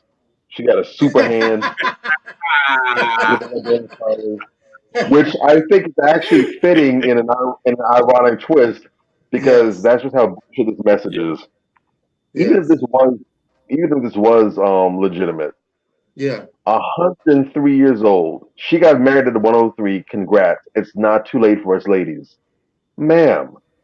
Mm. You saying that nonsense as if anybody, male or female, was assigned a voucher at birth saying good for three digits lifespans. Exactly, Ain't nobody Come on. has a Yeah. guaranteed lock on 100 years to live. exactly. A lot of people don't got Mm, 90 years. Some people don't have 80 years that they can bank on. Some people ain't gonna live past 60. Correct. And this mm. idea that this is something that really needs to be put away with because we don't. A lot of women do not understand how violent that is to Mm. put on women. Mm-hmm. This idea that love is something that relationships, marriage, love, family, that this is something that can just be put perpetually on the back burner and made the very last thing on the to-do list when everything else is that way. Correct. There's Right. no guarantee that this is going to be the case. Correct. You can get it now. I would applaud a woman at 100 graduating with her degree Mm-hmm. before I Mm. could applaud this because you can literally Yeah. do school at any time. And you don't have to be Right. in the classroom anymore. You can go online and get education. You can go to I don't even think Verizon around anymore. You can go to University of Phoenix. You can go to Southern New Hampshire Mm. University. All these different schools online. You can do that anywhere, anytime, any place. That's nothing now. But the idea that you can find a person that you're compatible with, that you can build with, that you can start a family with, that you can have a fresh, clean start. You're not bringing baggage on either side of the equation to it. He's not bringing any bad habits and baggage. You're not bringing any bad habits and baggage into the equation. The idea that you can just live Mm. forever and before you hop on your deathbed, you can do this and cross this off your list. Yeah. No, you've got it It's very, backwards. Yeah. very Definitely. silly and If childish. anything, that's supposed to be something that's on the top of your to-do list. Maybe not the first, but at least the second. I Yeah. saw a post 2 weeks ago, I think it was. No, it was this week. It was like top of the week. Where Mm. someone had made this post about getting settling down and getting married while you're around the ages of 26 to 28 is the equivalent of leaving the party early. I And put that up. surprisingly, Yeah. I was that I don't I know. put that up. What was he? I can remember who it was. So yeah, I was surprised. Actually, now I take it back. It makes sense now because it was just tripped me out how so many people seem to have the right view about that. Basically calling BS on it. But then Mm. again, I know the kind of people you cultivate in your page, so it makes sense that would happen. That's why I saw that because I'm like, this is atypical. Yeah. But Yeah. yeah, I It saw a was lot of crazy. people combating it, and I was so grateful to see that. Like, no, like a lot of people saying, "Shoot, I leave parties early all the time." You won't catch me in a party past 9 o'clock, whatever. Because in both scenarios, both in terms of relationships and marriage, and also in terms of parties, especially once you get older, that staying out all night till 5 in the morning, that gets played out quick. What's the Mm. What's the What's the point? point? Just to say Let me this is. it's like those old school it's like those old car dealership contests you'd have back in the day where you wanted to win a brand new car, everyone had to stand and keep a body part on the car at all times. The last person to Oh stay yeah, standing gets the car or whatever. No, that's played Bruh, out. We try to listen, get up out of here early. We try to live our best life with our person, with our soulmate, with our spouse, have our kids, mhm, live our lives together, go places, see things, do things, set ourselves up. We try to yeah, live forever as long as possible with this person. We're not trying to get 3 minutes out of a whole lifetime with them. yeah, Where's the win in that? exactly. that's And bird it's a talk. That it's a whole destructive. that whole meme. Yeah, yeah, It's bird. That meme was bird talk, and that's why I posted it. And yeah, a lot of sisters were pushing back to their credit. Thank you, There is Jesus. nothing exciting about staying in the club all night. Look, I'm an old school player from back in the days. When I was out there doing my thing, I did my thing. You understand what I'm saying? And one of the things we used to laugh at was doing all night. If you're in the club all night, you are in essence ineffective. The whole idea is to go in the club, pull you a bad one, and slide. Dumbass. That's the whole Correct. idea. So if you're in the club all night, you're not effective. You don't know what you're doing. You understand what I'm saying? And for to hear a woman say that's one of the most masculine type of things you could say. And it's for the dusty masculine dudes who don't do very well and gotta holler at half the club before they get a yes. You understand what I'm mm, saying? It's really for them. I've yeah, never stayed in the club all What night, that even when I was single. What was the What it point? means is you've got nothing to. Basically that's an admission to the whole everyone that can see you that I ain't Yeah, got nothing going on after this. There's nothing nothing. happening. I'm Dead a zone. scavenger. I'm a buzzer, and Nobody I'm that looking has for buzzard meat. nothing. Whether That's it's what I'm whether saying. it's whether it's a significant other, whether it's a job in the Mm, morning, whether it's you got kids you had to get yeah. back and tend to, you have nothing going on. There's nothing Well, that's more important than this that you have to go and attend to. That's a you a tap bum, out. That's and it's defeat. no different for a woman. It's even worse for a woman. You're sitting up yeah, here saying that you want to stay up in the club all night twerking, and just kind of hopping from dick to dick, basically, because you clearly haven't solidified nothing with Or, nobody. You or just go bumping to around the room. JJ's in a quarter all night, I'm just yeah, saying, you just go, which is a you little got a numbers sadder. quota. That's not a good look, lady. Stop putting yourself out there like that and making yourself look and sound stupid. Because I exactly. guarantee you, every dude who hit her up in her DMs after she posted that dumb shit, he had her ass on a 90-day plan, maybe 60-day plan. I'm gonna hit this If ass for that. 60 days. I'm gonna be dumb. This girl is dumb. Yeah, That's how that translates to men. I'm gonna and hit this then ass for 60 days and I'm done because this woman is a bird brain. You don't want to be that chick. You want you dudes to don't. respect you, to respect your thought process, respect your mind to the point where, okay, number one, any man worth his weight, you understand, any man of consequence, you don't really talk to no woman that run the streets like that. You know what I'm saying? Me and my wife had this conversation when I first met her. One of the things that made me so glad to have met her is she was 29 years old, and this was the first time she ever been to iguanas. Bruh, what? And like she hadn't been to no other clubs.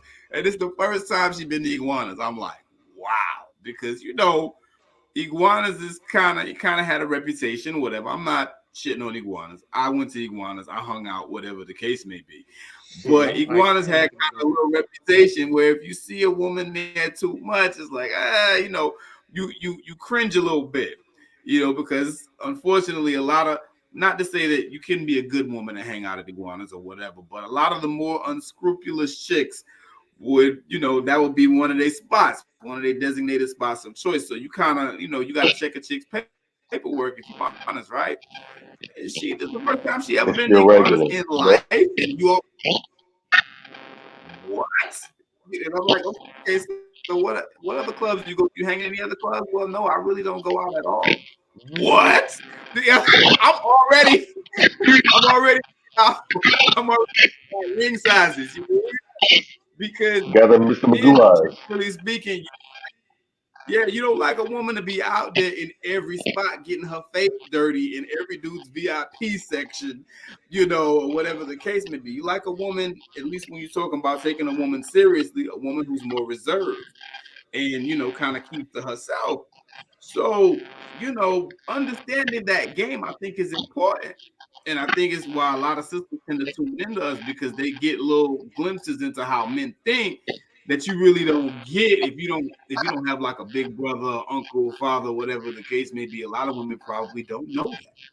But dudes look at you a certain way based on where you hang at and how often they see you. That's the real thing. You feel me? And we need to start putting more of that out there to our sisters or whatever, whether it's fairly or unfairly. Just because you hung at iguanas don't make you a bad girl. You understand what I'm saying? But men who see you always in the club, even though they'll take your number, they'll bang you a few dozen times, half a dozen times, or whatever the case may be. But that doesn't mean that they're taking you seriously. You know what I'm saying? Yeah. And it was not fair. Right? Because you met the dude there. He was there. Shit, why he looking at me crazy? Because I'm here. But that's the game. I didn't say it was fair. I'm just telling you what it is. You know what I'm saying? So, yeah. And those type of girls who don't go out a lot are called what? Pygmies. Yeah. You know what I'm saying? You don't go out a lot. You don't run the street like these other females or whatever. You keep to Have yourself. you been picked since? Yeah, oh man, you dig? Have you picked? Yeah, but that is a valid question. Though. It would definitely. You're right. It definitely will end up panning this way for you. Eventually down the road, when you don't jump onto what you need to jump onto, this will end up being you down the road. So, guy and the sister was talking, and the girl says, "Hey, can you send me $250 for the babysitter tonight?" And he says, "Well, hey, you want me to pay for your babysitter and a date?" And she was like, "You're the man, right? I'm a single mother of 3, and this is part of the dating me." He says, "Wow, that is not in my budget. I had a real nice evening planned for us, and I can't add $250 to the evening. I'm sorry." She says, "Wow, well, enjoy the evening by yourself. Tired of dating broke men." And I think what people don't understand is this is reality. And I'm going to show you why it's reality, right? It's reality because of this. Ready? All righty. So, we're gathered here again because someone in the comments asked me to ask you guys, why do you feel like I'm a single mother? Okay, and be honest. Okay, so we're gonna start with you again. So Nava, why do you feel like I'm a single mother? I mean, you pretty, but you fuss too much. Well, I guess you can be a single mother too then. I ain't gonna be no single mother like mama. What? What's wrong with being a single mother? I ain't finna mess around with no 3 kids. Anyways, next. Oh my gosh, Lord. I done lost my train of thought. Ty. Woo! I'm gonna go to sleep. I know you waiting for something. Okay, Chance. Okay, why do you think I'm a single mom? Because you work for free. I work for free. I work Monday through Friday. And how do you feel like I work for free? Because you broke. You know what? I did. All right, so you Do said you she think I'm broke fat? last No. one. Wow. So when you get married, Hold huh? What was it? Do you think I'm fat? No. So when you get married, do you want your wife to be my size? I mean, yeah, but you bought a burger way before I say no. on. You said you about a burger away before I say no. These are, they say kids are very honest about their thoughts and their feelings. Um, and you guys got to understand, man, there's consequences when you don't make the decisions you need to make, and it reflects. So I just wanted to show you Ooh, how it reflects. Yes, it reflects, does. and it's bad. Shit. It's very I need bad. some chocolates. I need some. Woo. I need something. You gotta have an ID to pick up inside this bottle right now. This is too Oh. much. And Lord you have gotta pick. We always talk about Ooh. men and women. Men and women have to pick sensible. You gotta Damn. choose correctly, because I'm gonna show you when men don't Like choose ain't nothing correctly going wrong either. and it's not a big deal, and we're literally getting put out of our house. Do you forget how hard we worked for this house? I saved for years to put even a down payment on this house. I trusted you with my money. I bought you something. I don't care about that. Take it back. I don't want anything. I want my house. I cannot believe this. And you just acting like ain't nothing wrong right now. Oh my God, like, are you kidding me? Well, you want to help me? No, I want my house. Well, you won't have another house. Where? Where? Not this one. So he trusted his girl that she would make the right decision. He gives her all the money to pay the bills, right? And we Yeah. talk about, and it's been going on social media that, oh, back in the day, my father used to give my mother his money and this and that. Yeah, back in the day, men were very reckless with their money. The women were more the accountants. But nowadays, it seems like the reverse, because a lot of women out here are reckless with the money. Their spending habits, to trying to compete, the Birkin bags, this, that, highlighting this, and you're draining money from the household. So instead of him paying the bills because he's more savage financially, frugal with it, he gives it to his wife, thinking she was going to make the best interest, and now they end up losing their house because she was using the money to buy other things and not really putting the whole thing on the mortgage. So she probably was giving partial, putting partial on, getting herself to buy stuff and thinking that it wouldn't catch up to them, and it did. And that's a sad situation as well. So it's very, very important that we choose correctly and choose Let wisely. me draw the correlation. Go ahead. Yes. My bad. Yeah, no, let me No, draw the no. correlation in case anybody missed it. Yeah. They will call that woman the antithesis of the woman that you just saw there. They will call the woman who's responsible with the funds and pays everything on time and does what she's supposed to do and doesn't spend recklessly, they'll call her a pygmy. You understand what I'm saying? They will absolutely call that type of woman a pygmy. The pygmy, the Miss Goody Two Shoes, oh, you so perfect. They demonize women who do what they're supposed to do. Yeah. It's insane. And the one before that as well. There's some things in there, where women who go out of their way to keep themselves fit for their man. You understand what I'm saying? Or fit so that they can be more marketable in the dating realm. They'll call them pygmies. And the woman asked the little boy very clearly, when you get married, would you want your wife to be my size? And he didn't really want to say it, but he said it without saying it. He like, yeah, kind of, you're not really fat, but you a burger away. That was very telling. You understand what I'm saying? And then the other one says, well, you a single mother because you fuss too much. You understand what I'm saying? And if you are a woman who's mindful of your mouth and mindful of your tongue and how words that you may say might impact others. Oh, you a pick me.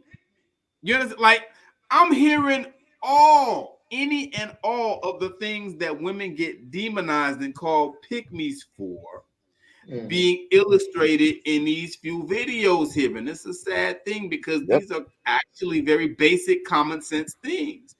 Women should be doing these things. Women should be in harmony with their mate. Yes. You know what I'm saying? But if you reckless, oh, you a boss bitch now. You down. Everybody want to be like you. But if you do these things that, put you in a place where you're in a state of harmony with your mate, somehow I have to find a slur to be able to denigrate you when I talk about you. We got a long way to go if that's the best we could do. Bizarre world. Long road to go. So we're definitely going to get into the question of the day tonight. What's up? It's probably going to be a little short question of the day, but we're definitely going to get into the question of the day tonight. And the question of the day is this. Boom. So my boyfriend and I have been together for 4 years. He has an 11-year-old daughter. He pays $160 a week in child support.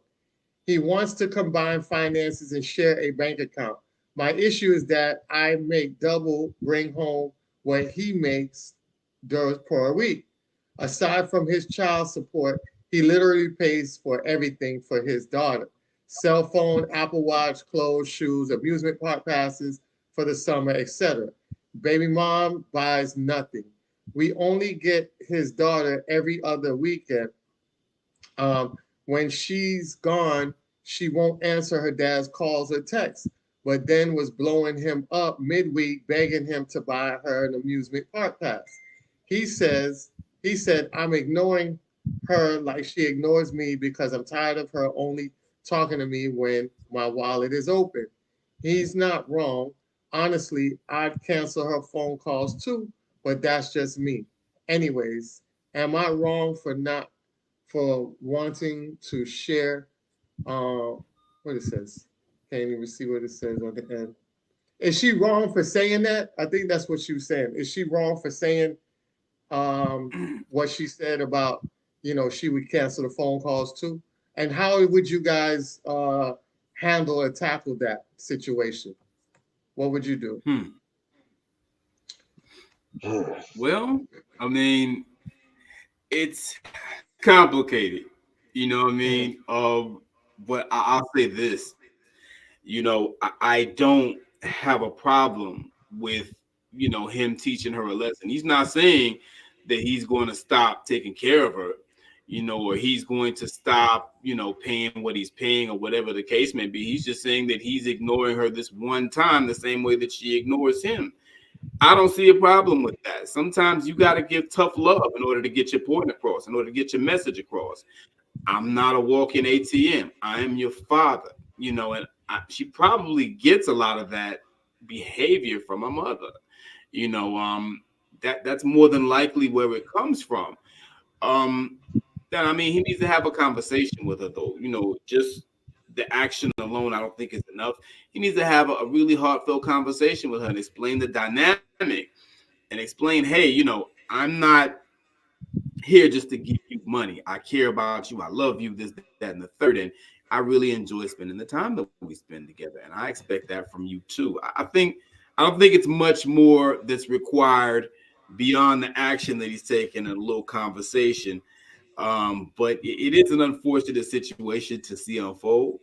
But I think that, it's not a situation where they'll have irreconcilable differences, and I think they'll be able to come back from it either way. If she agrees with him, I don't see that as a problem. Now that's fine. Y'all supposed to agree, at least publicly, as y'all are together. You know what I'm saying? If you do disagree with him, you need to speak to him privately on that. Okay, but so I don't see the second part of it is, do you think that they should have a joint bank account?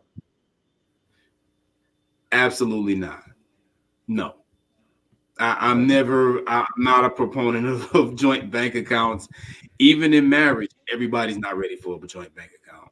You know what I'm saying? If you guys have a situation where you're you're able to pool your money when you need to, whatever the case may be, I think that's perfectly fine. I don't think that you necessarily need to know all of the dealings with each other's finances. I just don't think that's necessary. Now, when you're married, it's another conversation. You can, but should you? And then some people have multiple bank accounts. So then you come to the point where, okay, should you have all of your bank accounts together? You know, you get into that type of territory. I don't think it's necessary. Not that it's wrong or right, but that it's just not necessary if you have two responsible people, because you can always get the money and put it together. Get the money and put it together. You don't need to necessarily see the ledger of, every time I go to, McDonald's or whatever the case may be. You don't necessarily need to see that. And plus, just for tax purposes, I think it's best to keep those things separate also. That's my 2 cents. Drake, what do you think? Ooh.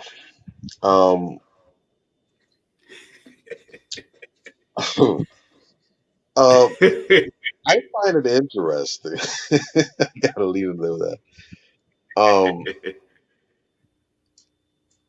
This is one of those issues again that I think is very funny because it seems as though men and women, or particularly women in this case, because usually when it comes to finances picking up the tab, that's generally a men thing or a male expected thing.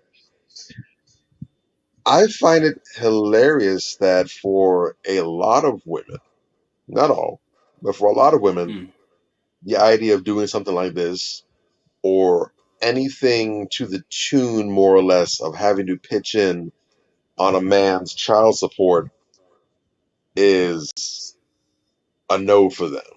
They're against that. They're not in favor of that. No. And so that, well, that's just child support. I don't want to have to get roped into doing that or whatever. Not gonna knock that necessarily. Okay, but it's funny as hell how the name of the song, the key the song is in, the writers of the lyrics of the song, the artist of the song, the record label the song is dropped on. It's funny how everything changes in that mindset when it gets flipped to debt that the woman is bringing to the equation. Yep. Don't miss the let, and I'm saying it because bear in mind, remember now, the the mistake is made in saying that black women are the most educated. That is not true statistically. Black women are the most enrolled in college. Yes. I'm not saying sisters are intelligent, but when we talk about what the statistics actually show, it's not saying that black women are the most educated. It says that black women are the most enrolled on the rosters of colleges across the United States and where else they may be enrolled at if they're doing international schooling for whatever reason. So typically, in most cases, that's going to mean to some extent there's some level of student loan and student fee debt that comes in. Talk about Now, it. if a dude starts saying, "Oh, I'm not looking at a woman, or I'm not interested in dating women that are bringing in huge amounts of debt," now all of a sudden that's an issue. But a man saying, "Well, I'm already paying. It's not like you're paying for anything. I'm already paying for everything else, but let's not fuse bank accounts and have joint bank accounts for the purposes of managing finances simply because he has a $160 a week child support payment." Interesting. That's real. I also find it interesting that there was never any mention. Now maybe she doesn't have any, but I also can't help noticing there's no mention of her having any debt, whether that's something or not. So if he's paying for your debt, you don't want to go ahead and have the joint finance paying for his debt. That's interesting to me. I'm leaving that alone. I'm not going to go any further with that.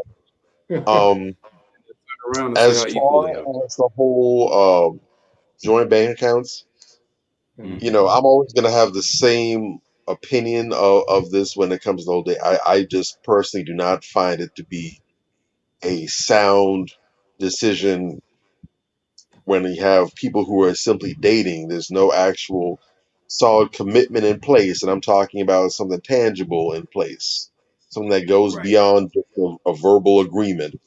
I just don't find it to be sensible and advisable to make those kind of decisions with people who who are mutually invested with skin in the game the way you are. The whole, and you're always going to have the whole marriage is just a piece of paper crew. They're going to be here until the world ends, whenever that comes. We're not going to get into that and how they seem to value everything else that's printed on paper, whether it's degrees and diplomas, whether it's paychecks, whether it's wills and deeds. Everything else that's on paper that somehow seems to have merit and worth, but marriage doesn't. But I digress. Again, I'm gonna leave that alone. I'm not gonna. That's for another Mm-hmm. day. Right. But ultimately, no matter how you feel about the piece of paper, what is indisputable is that it is much harder to get into a marriage than it is to get into a dating situation, and it's much harder to get out of a marriage situation than a dating situation. You're dating somebody, literally all you have to say is, "We're done, we're over, I'm breaking up with you," and that's in some cases you don't have to say that. You can just ghost the other person. You just disappear. Yeah. You can heard from again. Not going to have that same level of success with a marriage. And so for that reason, it makes just much more sense to me that you avoid certain significant steps like moving in with each other, joint bank accounts, buying cars and vehicles together, buying property together, things that are going to be a mess to untangle and sort out if things unfortunately don't maintain their current course. Mm-hmm. I don't know how many episodes or more you got to watch. How many cases of Judge Judy, Judge Mathis, how many small claim? I mean, even if it's not televised, I don't know how many cases of small court you have to get into where you're having ex-lovers at each other's necks, bickering back and forth over joint accounts, this, that, and the third, because all the butterflies faded after 8 months, 9 months, a year and a half, or whatever, however long they were dating. I Mm-hmm. don't know, but some people like to be ridden hard and put away wet. So hey, more power to you. You like it, I love it. Go for it. So for me, the answer is no. If they're married, I think it would be a different story. Mm-hmm. Because again, there's a different level of investment. We've both essentially, put our chips on the table. We're going all in. You can get Mm-hmm. behind that. That's a proper investment to me. Um, I know there's arguments to made about tax purposes and everything else, what the benefits are one way or the other. And I think that's meant to be sorted out. But on the whole, I believe that it's good for couples as a rule, because one of the issues that definitely divides a household are financial issues. And people don't understand, but money and finance is its own language. Um, I definitely believe people really should look into the theory and the concept of financial intimacy and what it looks like when, couples, when partners in a marriage and relationship or withholding finances or omitting certain details, or there's a lack of transparency about how you spend things. Because I do believe that money is definitely it is a language for a person. I know. I believe it was Professor Black Truth said a long time ago in the broadcast, and he said it several times since then. It'll come up as necessary, but said that if you were to look at a person's finances, that'll tell you what that person believes in. What does this True. person spend money on a routine basis? What are their recurring charges? What are the things that they don't spend much money on, put money towards? You'll get to see who a person is based on what they do as a rule day in, day out. Because you might not be able to see where someone goes all the time, or what they're looking at online, or what they're reading and everything else. But those bank statements, that's going to tell you who this person is. It's going to give you a huge insight and window into what's going on. And that's why one of the reasons why when there's a criminal case that goes on, there's a missing persons case, someone's dead, or whatever, there's been a murder homicide, one of the first thing they do is they go and they check the credit card statements. What have you been Yep. spending money on? Right. What are you interested in? What are your habits? What are your vices? These things tell you a lot about a person. Is this person disciplined? Are they very, regimented? Do they have good savings? Are the savings accounts? Or do they have an emergency fund? Do they have minimal expenditures? Do they only spend on the necessities? Do they? These things tell you a lot, and that's important because we know that in marriages, especially, one of the main causes, if it's not the one, it's the two, is financial issues, It is the main. Yep. spending money. Yep. So I believe that it is good practice, unless there's some other mitigating circumstances. If you're married again, this ain't for the dating people. Y'all can play those games and F around to find out if you want to. Yeah. I can't wait to see on. Make sure you let me know when your episode is airing. I'll be there, full support to watch. But for the married folk, I believe it's very much a good practice to have that going forward, where it's not just a case of, oh, it's not spying on you. This is also an opportunity for you all to keep each other honest and on the right track. And I would venture to say, if you have some hesitancy about that, my question to you be why? Dig into that, look into that, explore what makes you so uncomfortable about doing this. Is it that you don't want certain things that you're spending to be seen by your spouse? Might be something to look into. And if it's a case of where you don't trust the other person to manage the finances properly or to not trick up a mess off the joint savings that you have, that might be a sign that this ain't the one for you. Mm. Don't put these red Mm. flags in the face, ignoring them, and then later on, well, I didn't know. Did you really not know? So the Mm. idea was buying a joint account. You said, "No, that's not a good idea." That was an indicator to you. You didn't think that might have been something to look into. Okay. Good points. Again, you've got to be a lot more mindful of these major life moves we're considering making. Marriage is not for the faint of heart. That's not something light. That ain't something you do because you just got a whim. That's something serious. If you're considering somebody for marriage, building a family with, going the distance with, you need to, at some point you have to go ahead and pull the trigger, but at the same time, there's some vetting that needs to be done. And there's too many conversations that don't get had, too many questions that don't get asked, and then later on down the line, you essentially you're praying to God that you're not playing a game Mm. of mind where you're missing take one wrong for wow, didn't see that coming, but you could have. Mm. If we're gonna be adults and do adult things, let's actually do adult things the adult way. Stop bullshitting half-ass in life. Well said. So that's my long take on that. I didn't turn it a rant, but I just really thought that was something that needed to be segued into because some of this stuff you really can't find out unless you go through it. That is true, but most things really You can avoidable. see it. You really didn't need You to can see go it. down that path. Mm-hmm. Definitely. Well said. So And we like you said, definitely, hold on, real quick. Like you said, Bob, I just find it very interesting, and I want to make sure that we highlight this. This is only an issue when the woman is making more money. If the man were making more money, we wouldn't be having this conversation. Okay.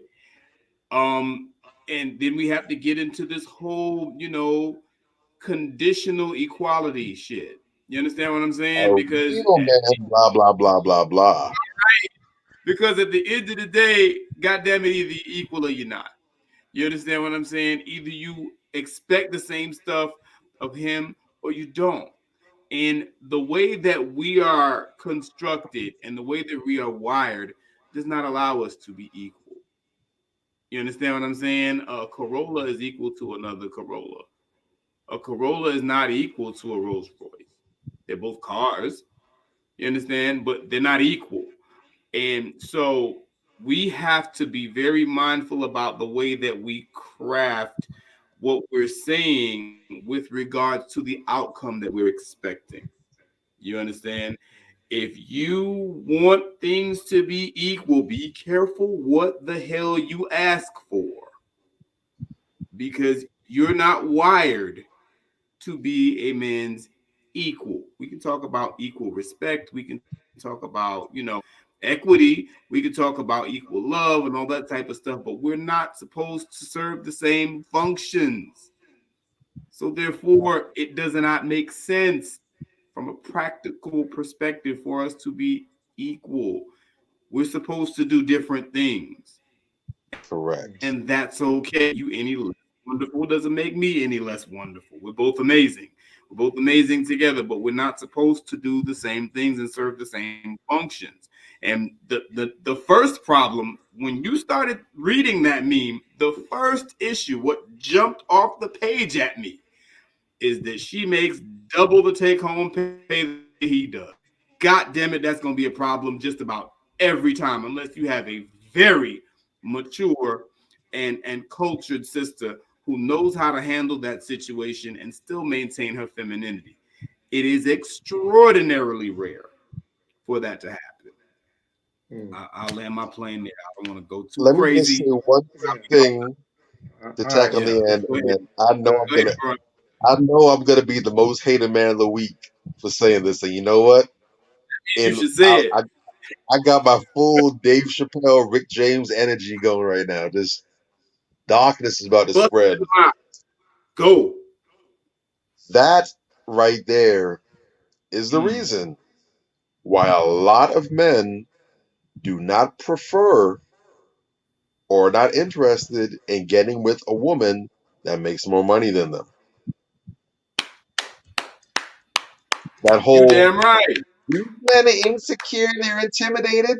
There's a segment of the population that actually applies to. Yeah, sure. Small percentage. And in fact, I would even go so far as to say that most of those men, most of that small demographic, are insecure and feel threatened because they've had to deal with bullshit like this. Shit like this. So it's And not this insecurity. Yes. It's not being threatened. It's I touched the damn stove and it was still on and it burned me. There you So go. forgive me for not being so quick to want to go ahead and lie down and take a nap on top of it again. Right. That's real talk. My inbox is open to all hate mail. I readily accept it. I appreciate it. I consider it a burnt offering. I consider it a burnt offering and a sacrifice to me. Please do it. It makes my pettiness increase. You ain't told no lie. I got your back. On that note, we're gonna be like, hell no, or hell yeah. Let's get it. That's the segment we're about to jump into. Hell no or hell yeah. So excellent. Definitely want to start it off. All right. So hell no or hell yeah. Erica Lachey. Hell no or hell yeah. Hell yeah. Hell yeah. Salute to the sister out here doing the work of Almighty God in the vineyard. Exactly. The work is great and the laborers are few. Sister has no issues rolling her sleeves up and putting her back to the millstone. Salute to her. God bless her and all those she loves. Timberlands. Hell yeah or hell no? Hell no. Nah. Hell I'm no. from up north. I'm from up north, and them shits drag on my feet like I was gonna say hell yeah for the culture.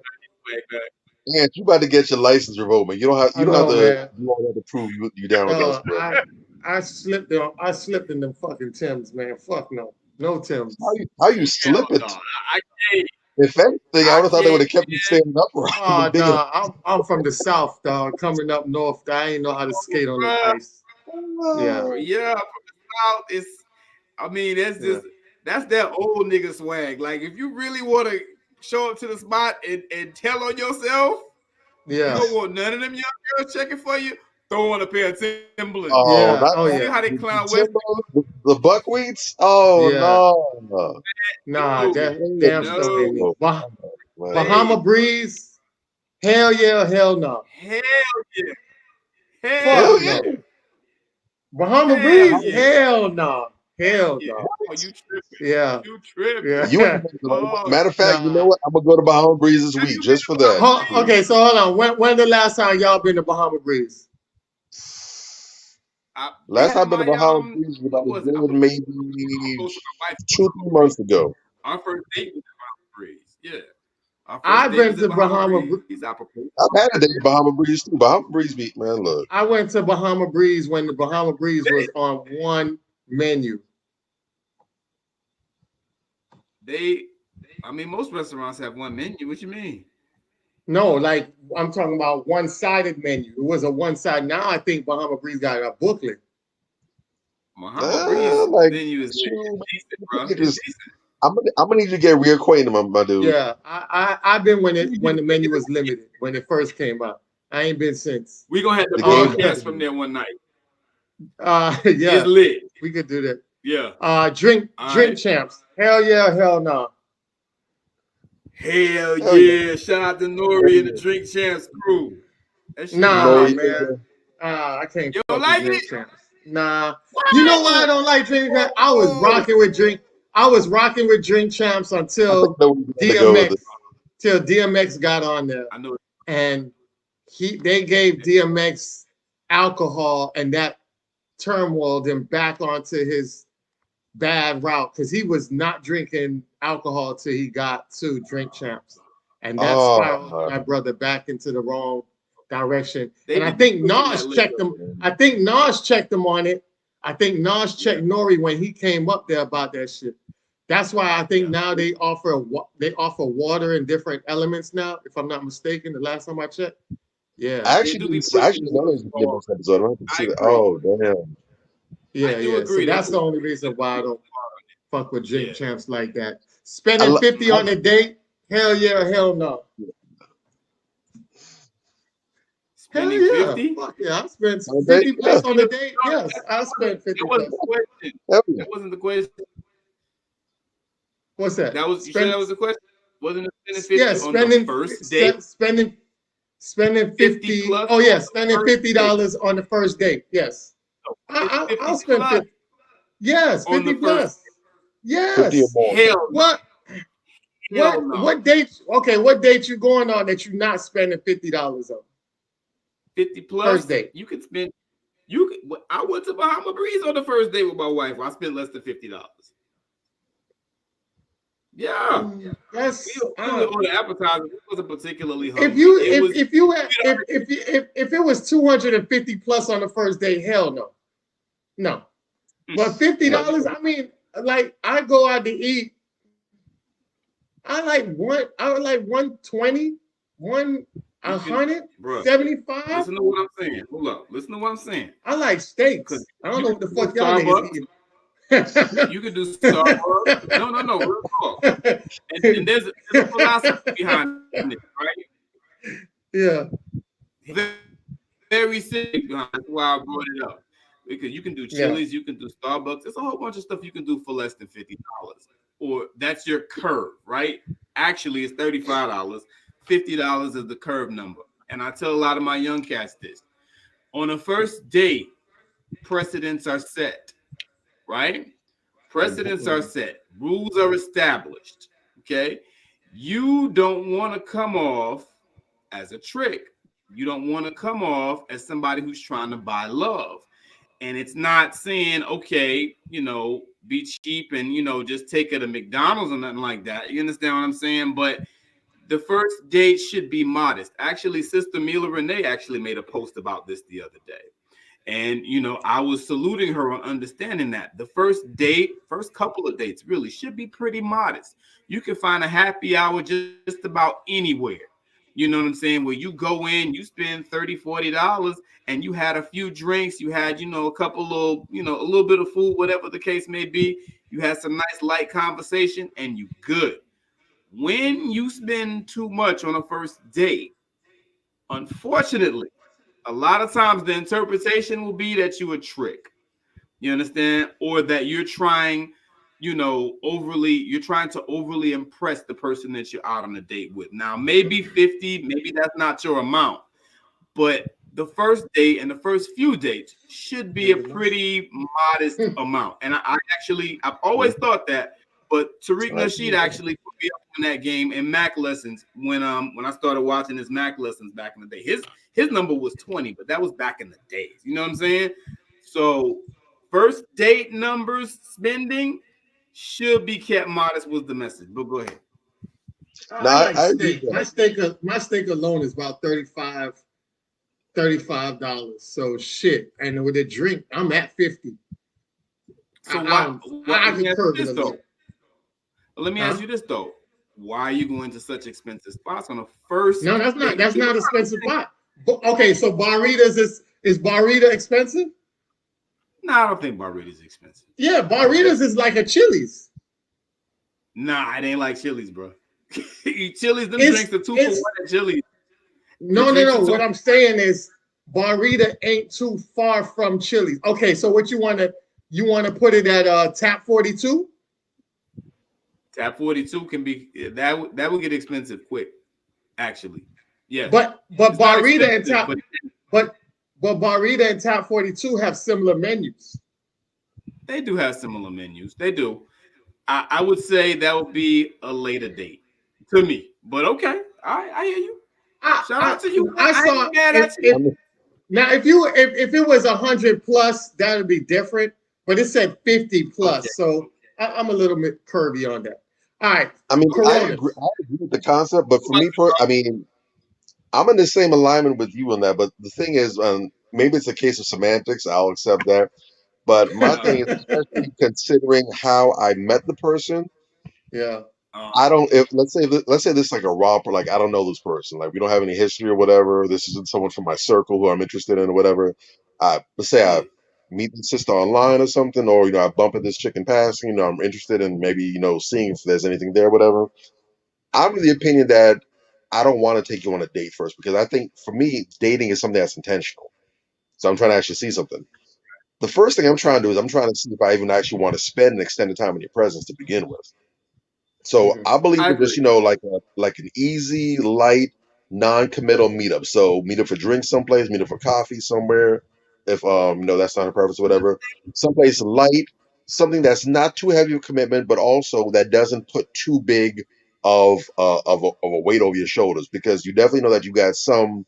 And I also encourage women to take this approach as well too, because you definitely know that you have. So the same way how you have women out here who, if you go and you spend out date money on them like that, or bigger sums of money, that sets the impression that this guy might be a trick or whatever.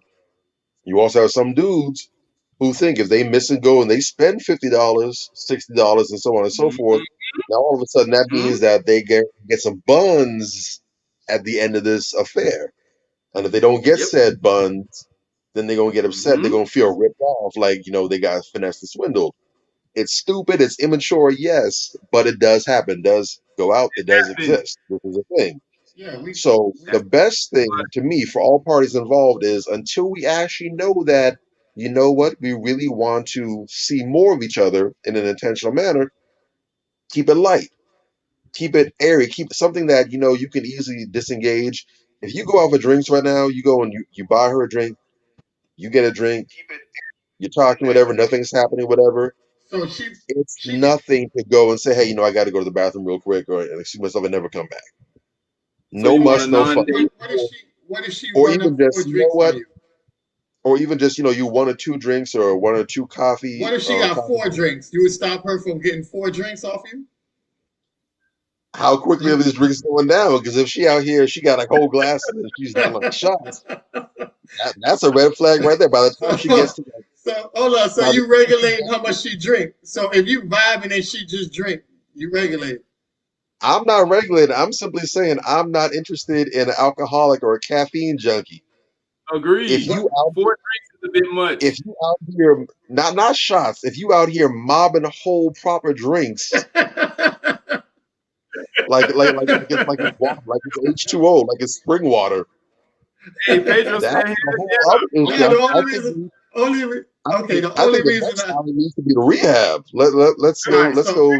So why I said that?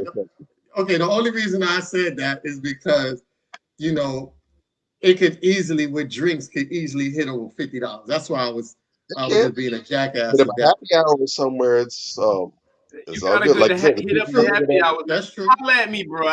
Bro. Used to happen. Now, $50. Now, once we see, hey, what? I know places that go $50 too, but I'm not. That's not my path. That might be y'all path. I'm off. For me, I'm off as far as actually the date, once we've established, okay, you know what, I'm interested in seeing, what comes next. $50 for a date is nothing. No, it's not nothing. Right? I can sneeze at that. on a That's 9-day nothing. date, Bobby. My thing is, I need to make sure that I want to actually, first off, spend time. Because first off, if I'm spending that much money, I'm assuming that whatever it is we're doing, it's not going to be like a 15-minute thing. I'm not spending $50 for a 15-minute outing. I'm assuming we're going to be out for an hour, maybe 45. Maybe if there's like some time restraints for one reason or another. But I'm assuming we're going to at least be out for an extended period of time. So you're spending $50, 60, 70, 80 for that outcome. That's fine. I need to make sure that first and foremost, it is worth my time being out with you for this long. That this isn't going to be something that I'm just going to be like, oh God, this is probably going to end already. Number one, and then number two, I need to make sure that my money isn't being spent in a wasteful manner, where I would much rather spend this money doing something else, or saving, or putting away, or something more practical, or something more enjoyable for me. Got you. And So also, the thing is, Now okay, so that- hell no. I don't want to do time either. If I know So damn hell no well for that, you. you know, It's hell no hold for on, hold you on. then. Not only that, let me for me, throw it's in for me, it's for the first other date is hell yeah. women. Okay, so me it's hell also no throw for in you, right? Right, Bobby? For a date, not a meetup, but for a date, it's a hell yeah for me. It's a hell yeah. Bobby, $50, that's a hell yeah. date. Yes. Bobby, that's a Okay. date. You talking about a 9-day date? so it's a hell no for you, Major. Cause we're not gonna spend 50 All right. minutes on it. It's a hell no This for you. is a semantics battle. I mean, if we're being honest, this is pretty semantics. So it's a hell no. It's a hell no for Major, a hell yeah for Bobby, a hell yeah for me. All right, Coronas. I bet. Get it. Hell yeah. Hell yeah. Hell yeah. I'm Coronas Hell all yeah. day. Hell yeah. Drake Hell look no. like Drake look like he drink Wait, Dos Bobby. Aggies. Don't drink. Or Modelo. Bro. You be I'm hanging not with them really- Spanish I'm not dudes. really a You beer drink person, Dos but for me, Dos Equis is safe. Guinness is safe. What else? Stella is safe. Modelo. Okay. I said, All my right. bad. Dos Equis, Stella, The most and Guinness. Those are the safe word. for me. So no, All so right. Coronas is not for you. I tried Corona before. Was No. not digging it. Oh, okay. Damn. Corona's good Okay. for me. All right. All right. Okay. Cosmetically enhanced women. Yeah, hell no. Hell no. Sorry. Hell no. I don't know. No. I think I have to draw a line there. Here we go. Here we I have go. to draw. You know Hold what's my on. only.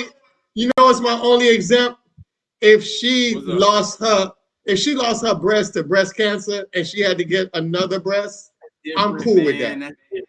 Come on, man. That's different. That's different. You're talking about What you said, practicality. you said cosmetically enhanced. Damn it, man. You thinking too much. God damn it. You're ain't right. thinking You're too talking much about that much. I gotta look out for my sisters, Y'all man. That nasty you know as sometimes. damn. Wait a second. All right, for the Anthony, purposes stop of being just me. enhancing, just to be enhancing. No, hell no. Hell no. Did you get picked yet, bro?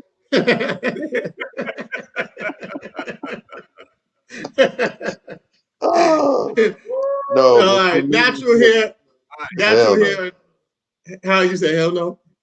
For the cosmetics, I'm the proud founder of the hashtag fake shit Hell no. sucks. Okay. I want to get that on a t-shirt. For sure. If it's just to enhance, it's to enhance. Hell no. Natural hair. Hell yeah. Hell yeah. Hell yeah. Oh my God. Bruh. All right, so that's unanimous. Soul food. Hell yeah, hell no. What's yours for natural hair, Ant? Huh? You skipped the question. No, I said hell yeah. What's yours for natural hair? Okay, hell bet. yeah. So we got a straight hell yeah. What's the next one? Try to catch him slipping up. Soul food. Hell yeah. Hell no. Hell yeah. Not always a healthy. I love soul food. Well, you know, I'm from the island, so I was like, you know, it's bad for you, but yeah. You know, I'm from the islands, but shit, I get down with soul food too. You know what I mean? If you go have a vice, that's a quality vice to have. Hell yeah. Yeah. Drill music. Hell yeah, hell no. Hell no. Hell no. Hell I no. hate that. Hell no. Drill that nonsense into extinction. Hell no. All right, Thames. Hell yeah, hell no. Hell yeah. Tim's all Hell day. yeah. Hell yeah. Tim's Tim's all is a day. whole vibe, bruh.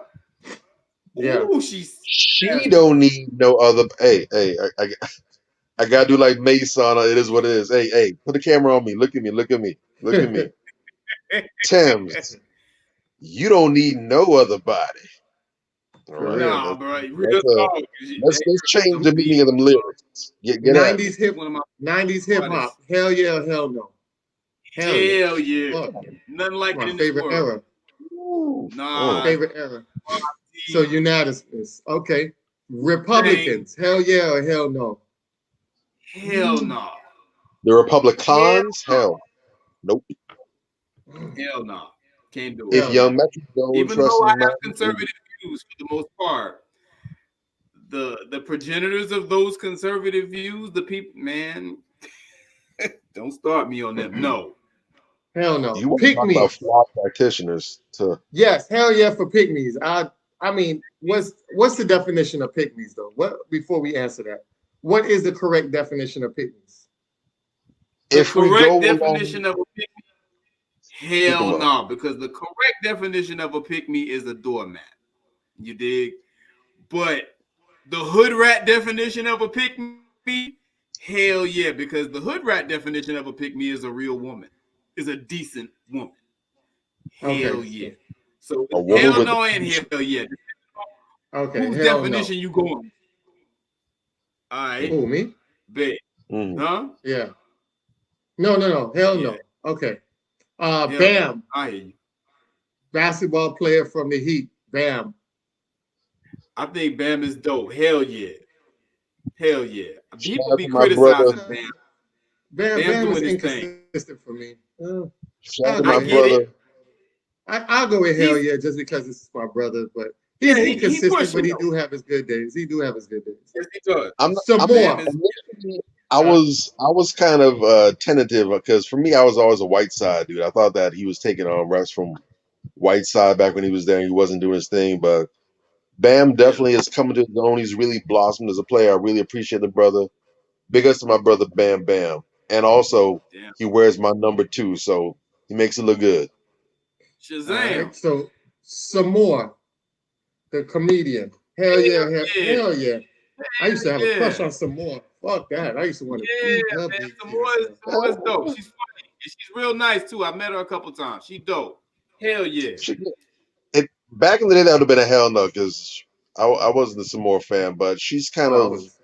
I would say she's kind of mellowed with time, so I've kind of grown on her a little bit. Plus, also I've seen a bit more of who she is on a Yeah. personal level, whatever. So she's grown on me. So I'll say I don't know about hell yeah, but I'll say yeah. All right. Shannon Right. Sharp. Mm. Mm. Oh, Mm. Shannon. I, What Bobby And said on that last one. Not hell yeah, but I yeah. like Shannon. I I rock like with it. Shannon all the way up to that skip shit.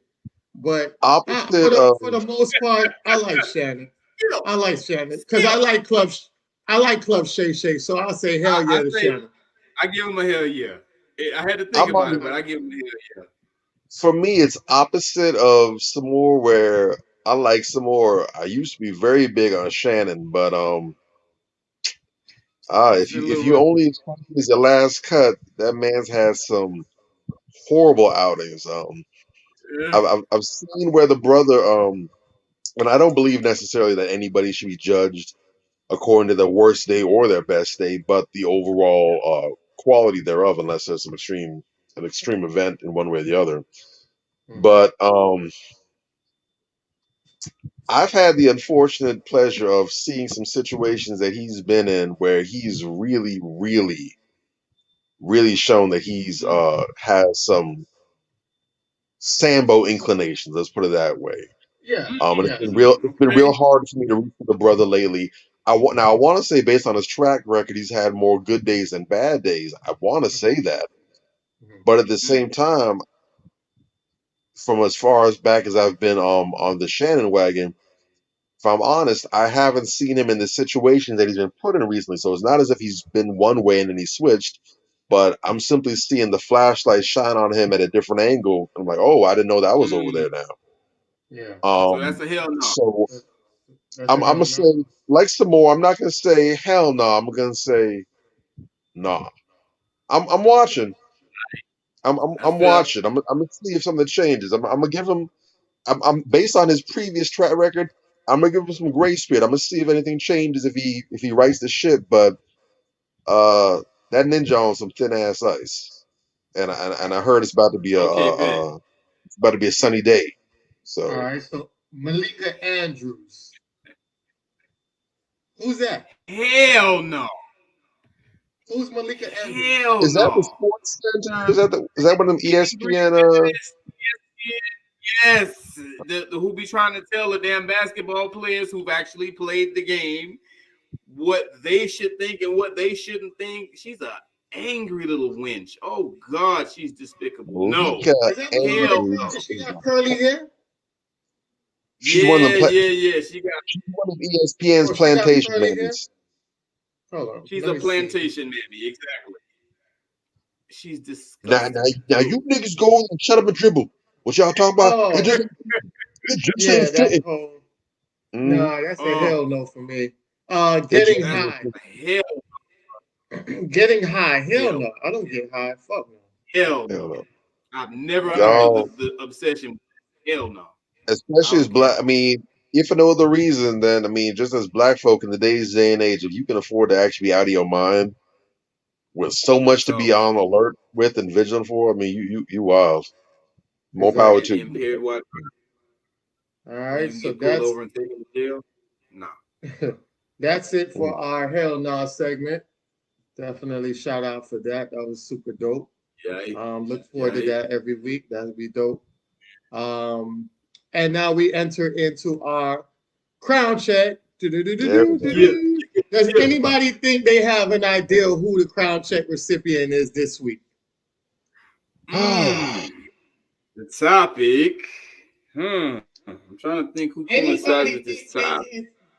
who anybody could think of who the crown check for this week is going to be? No? It's a Y'all couple have I candidates, guess but somebody I'm not that goes sure. above and beyond for that man. Somebody that goes above and beyond for that man is my guess. I don't know who that is, but that will be all it right. for me. I That will be think I might appropriate. have an idea. We'll see. We'll see. All If right. I don't know. if I'm wrong, I'll own it. All right. I don't know. All right, the sister Deshaun not Deshaun. What's the dude's name? Jalen Hurts. Yeah, Jalen Hurts And manager. yeah, Oh, not even his, what is she to him? ooh, Jalen she's What Hurts' is she to him agent. again? His Nicole His Lynn. agent. agent. Yeah, Yes. So Nicole I Lynn. agree with that. Yes. She's a beast. Hey, She shout goes out my above and sister, beyond. fellow Decemberite. Yes, sir. Yeah, Yes. This she on go hard December to paint for 13th, brothers. Yes. 1988. She is an American sports agent. She is the first Black woman to represent a National Football League draft pick. So she's making history. Yes. And she has done something so incredible by giving our brother Jalen Hurts one of the most lucrative sports contracts in NFL history as the highest earner as a quarterback or anybody, period, becoming the highest earner in the league as to date. So shout out to this young lady at the age of 34 doing something so super dope. So Lynn graduated from the University of Oklahoma in 2015 while studying law, and she interned at the National Football League Players Association in 2015. She joined the Players Rep as the agency's first female sports agent. Lynn became the first Black woman to represent an NFL draft pick in 2019 when she represented the defensive tackle Quinnen Williams. That year, she was featured in Glamour Woman of the Year series. She went to represent the quarterback Jalen Hurts in 2020. She received her certificate to represent NBA? Oh no, it's NBA players in 2020. In 2021, she published agent You, an autobiography, in 2020, it reported that 50 Cent was producing a drama television series based on her and her life and the career for Stars. Lynn would Hey. be an executive producer for the show. In 2021, Lynn was included in Worth 21st 21 most powerful women in the business of sports. That same year, Clutch Sports hired her as the president of the football operations. In 2023, Lynn helped client Jalen Hurts ink the most lucrative contract for a quarterback in league history as she stands. And our sister, Nicole Lynn, definitely deserves a crown check this week for doing a phenomenal job. And salute to the sister for keeping our brother out here with hefty, Shout out hefty to that sister. pockets. That's a And big deal. Actually, I was going to send that's a that. big deal.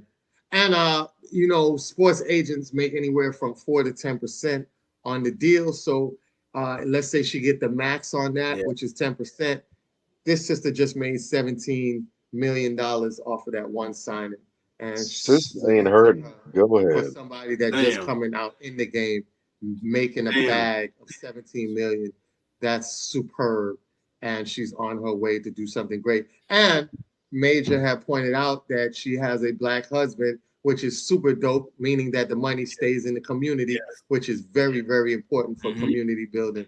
So shout out to Love being it. on code and doing what she does, helping the community and exudifying black empowerment to its utmost. So shout out to you, Miss Nicole Lynn. Hope you watch this clip and retweet it back. That'll be super dope. But we definitely want to give you your honors for tonight.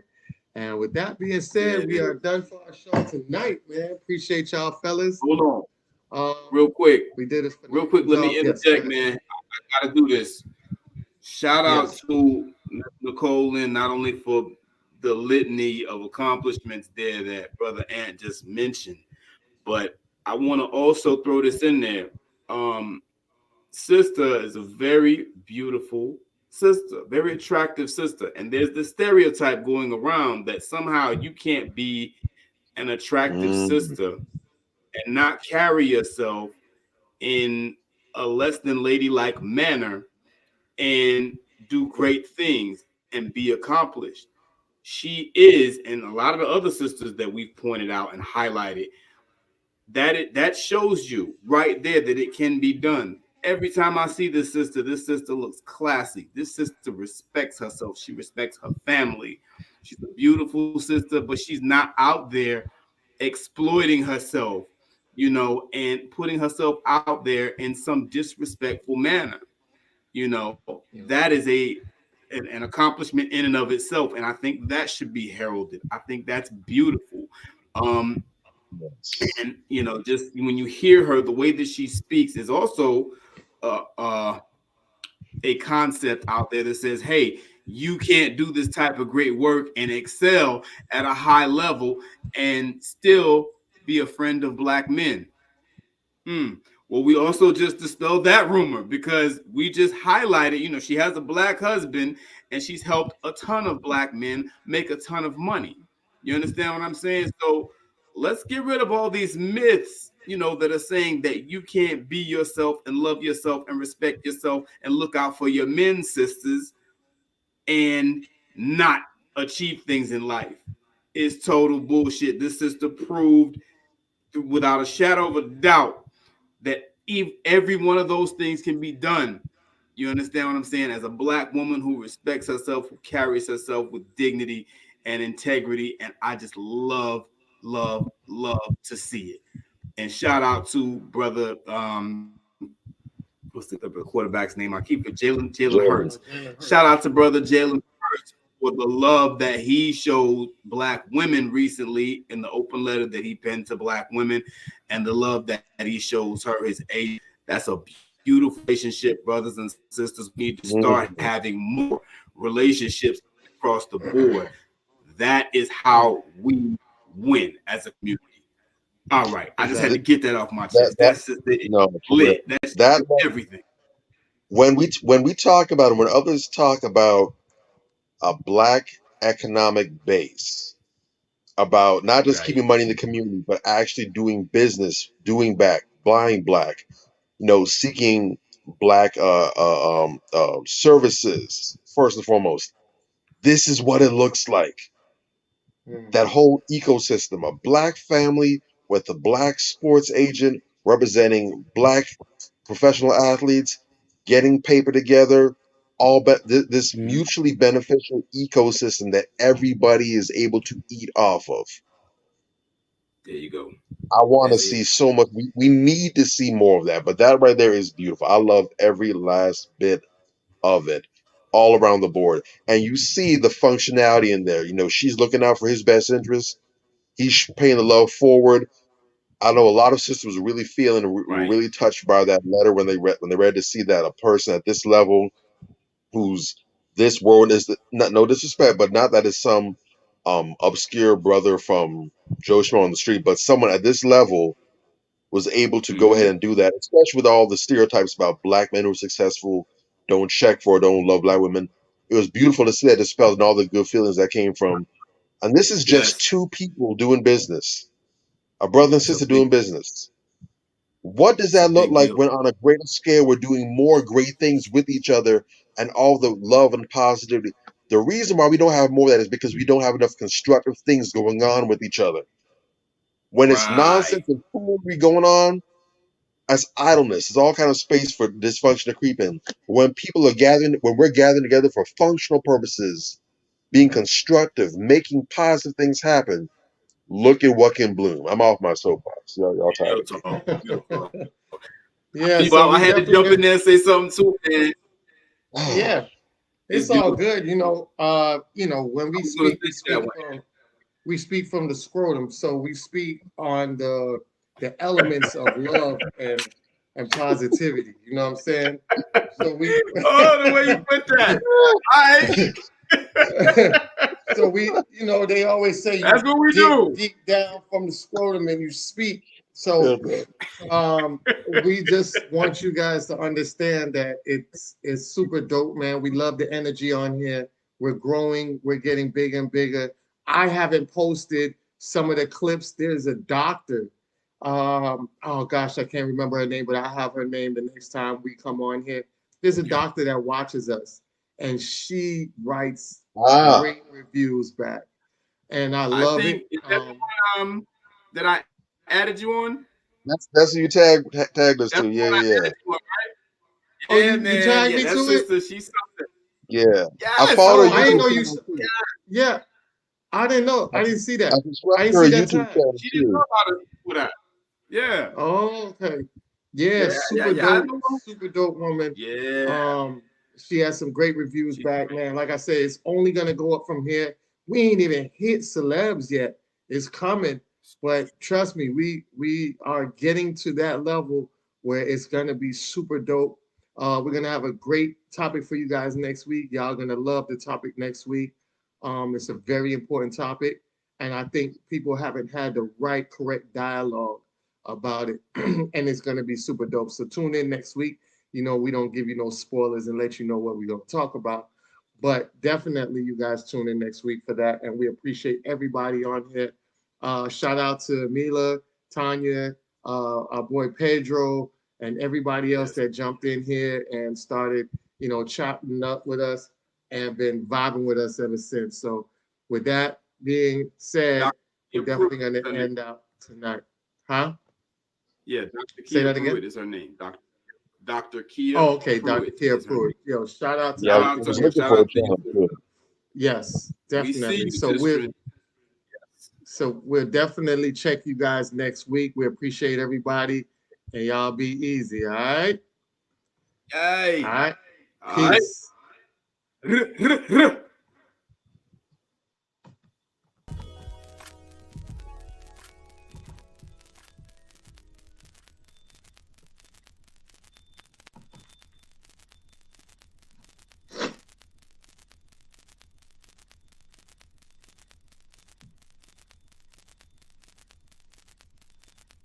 On the album, we do things like songs that are a little, what we call sexy.